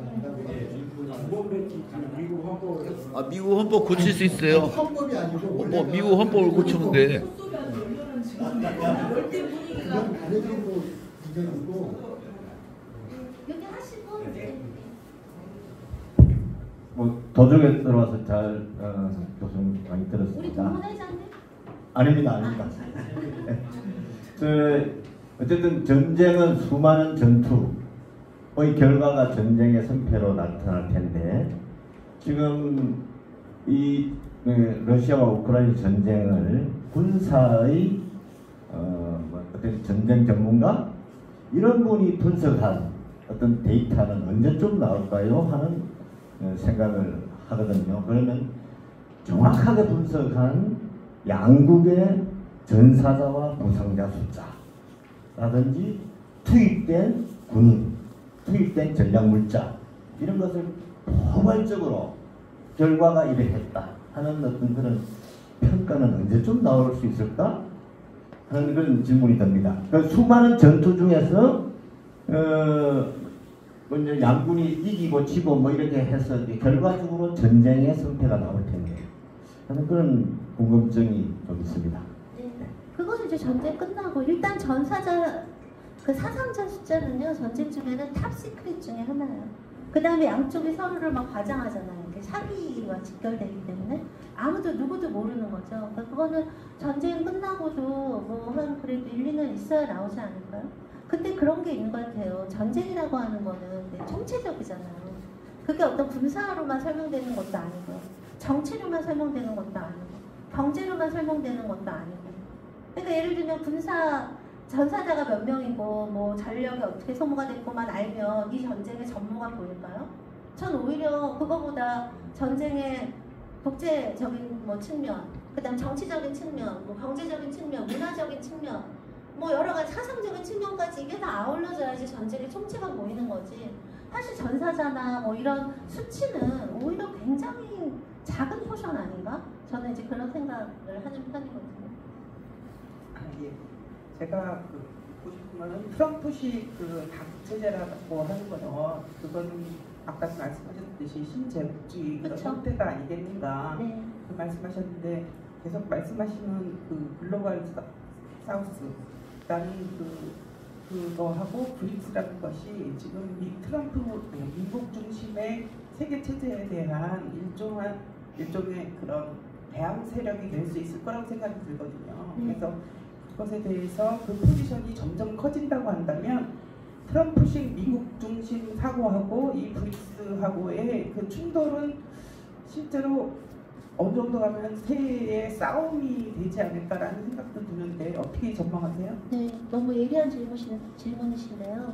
일단 이 다극이라는 개념을 두고도 아마 헤게모니 전쟁이 일어날 거예요. 왜냐하면 지금 트럼프식의 다극하고 근데 제가 그랬잖아요. 러시아랑 중국이 옛날부터 다극 얘기했었다고. 근데 그들이 얘기한 다극의 뉘앙스가 달라요.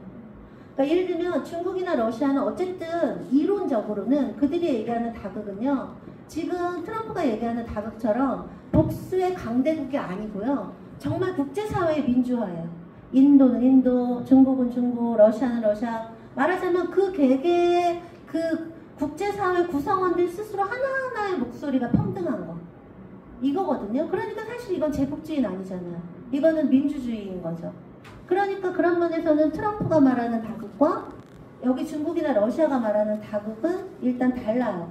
근데 문제는 중국이나 러시아도 이론적으로는 이렇게 얘기하겠지만 그 나라가 실제 행태에 있어서는 뭘 그렇게 여기랑 다르게 모든 나라 하나하나의 목소리를 존중해 주겠어요. 그렇지 않아요? 그러니까 실제에 있어서 어떨 것이냐. 아마 근데 여러분 그런 얘기 우리 많이 하잖아요. 요즘에는 중국이 자유무역을 얘기한다고. 원래 그 미국이 말한 개념인데 이제는 트럼프가 보호무역을 막 얘기하니까 중국이 WTO 지켜야 된다 얘기하고 자유무역을 막 얘기를 하잖아요. 그런 것처럼 이제는 중국하고 러시아가 민주주의를 얘기할지도 몰라요. 여기서 강대국 정치 얘기하니까 여기서 국제사회 민주화 막 이러면서 물론 그 실체가 뭐냐는 또 별개의 문제지만 근데 이제 아까 말씀드린 것처럼 그렇기 때문에 중국하고 러시아 같은 경우는 그 다극화를 얘기할 때 여기보다 훨씬 더 넓어요. 그러니까 여기처럼 뭐 몇 개의 강대국이 아니에요. 여기는 인도, 중국, 다 브라질 뭐 이렇게 좀 더 훨씬 더 넓고 평등한 거를 얘기를 하기는 하거든요. 그게 말하자면 글로벌 사우스인 거죠. 글로벌 사우스인 건데 근데 이제 문제는 뭐냐면 그래서 중국이나 러시아는 이 글로벌 사우스나 브릭스를 반서구, 반미 연합체로 만들려고 해요. 그런데 이 글로벌 사우스의 또 다른 핵심인 인도나 브라질 같은 나라는 그런 식의 반서구, 반미라고 하는 이념적인 거를 여기다 더 씌우는 거를 싫어해요. 우리는 그런 거 아니다. 우리는 언제든지 이익이 되면 미국하고도 손잡고 이런 거지 그런 반미, 반서구 아니다. 그래서 이 글로벌 사우스나 브릭스 내에서도 이견이 있는 거예요. 의견의 불일치가 있는 거예요. 그렇기 때문에 지금 말씀하신 것처럼 글로벌 사우스가 단일하게 이런 트럼프식의 제국주의에 맞서는 그런 단위가 된다라고 하기에는 그 안에가 너무 서로 달라요. 그런데 문제는 뭐냐면요. 트럼프가 이렇게 나가잖아요. 그러면 유럽도 트럼프한테 반기를 들게 돼 있어요. 유럽은 글로벌 사우스 아니잖아요. 근데 트럼프가 계속 이렇게 나가면 유럽도 글로벌 사우스랑 한편 먹을 수 있다니까요. 조국혁신당의 김진영 의원이 맨날 그 얘기하잖아요. 트럼프가 계속 이렇게 나가면 매 맞는 자들의 연대가 생길 거라고. 그러니까 트럼프가 두드리는 트럼프한테 맞는 나라들이 뭉치게 될 거라는 거예요. 그때는 글로벌 사우스고 뭐가 없는 거죠. 지금 트럼프가 제일 먼저 때리는 게 동맹이잖아요. 캐나다, 멕시코, 유럽 이런 나라들은. 그럼 그때는 그럼 같이 뭉쳐야 돼요. 러시아하고 유럽은요 좀 사이가 좋아져서 아니면 나토로 다 통합이 된다거나 그럴 가능성은 없나요? 그럴 가능성이 이제 없을 것 같아요. 옛날부터 러시아가 자기도 나토 들어가겠다고 했는데 미국이 못 들어가게 했잖아요. 미국이 떨어져 나갔으니까 이제 러시아. 근데 미국이 나토를 완전히 놓진 않을 거예요. 오늘 첫 강의부터 아주 열띤 질문이 이루어지고 있는데요. 일단 뭐 제가 처음에 교수님 소개를 자세히 하지를 못했는데 이미 강의하심으로써 얼마나 폭넓은 그 관점과 그 많은 것들을 솔직하게 얘기해 주시는지 다 보셔서 아셨을 거라고 제가 생각합니다. 여러분들 앞이라 네. 특별히 더 솔직하게 말씀드렸습니다. 네. 오늘 영광을 주셔서 잘 부탁드리겠습니다. 네.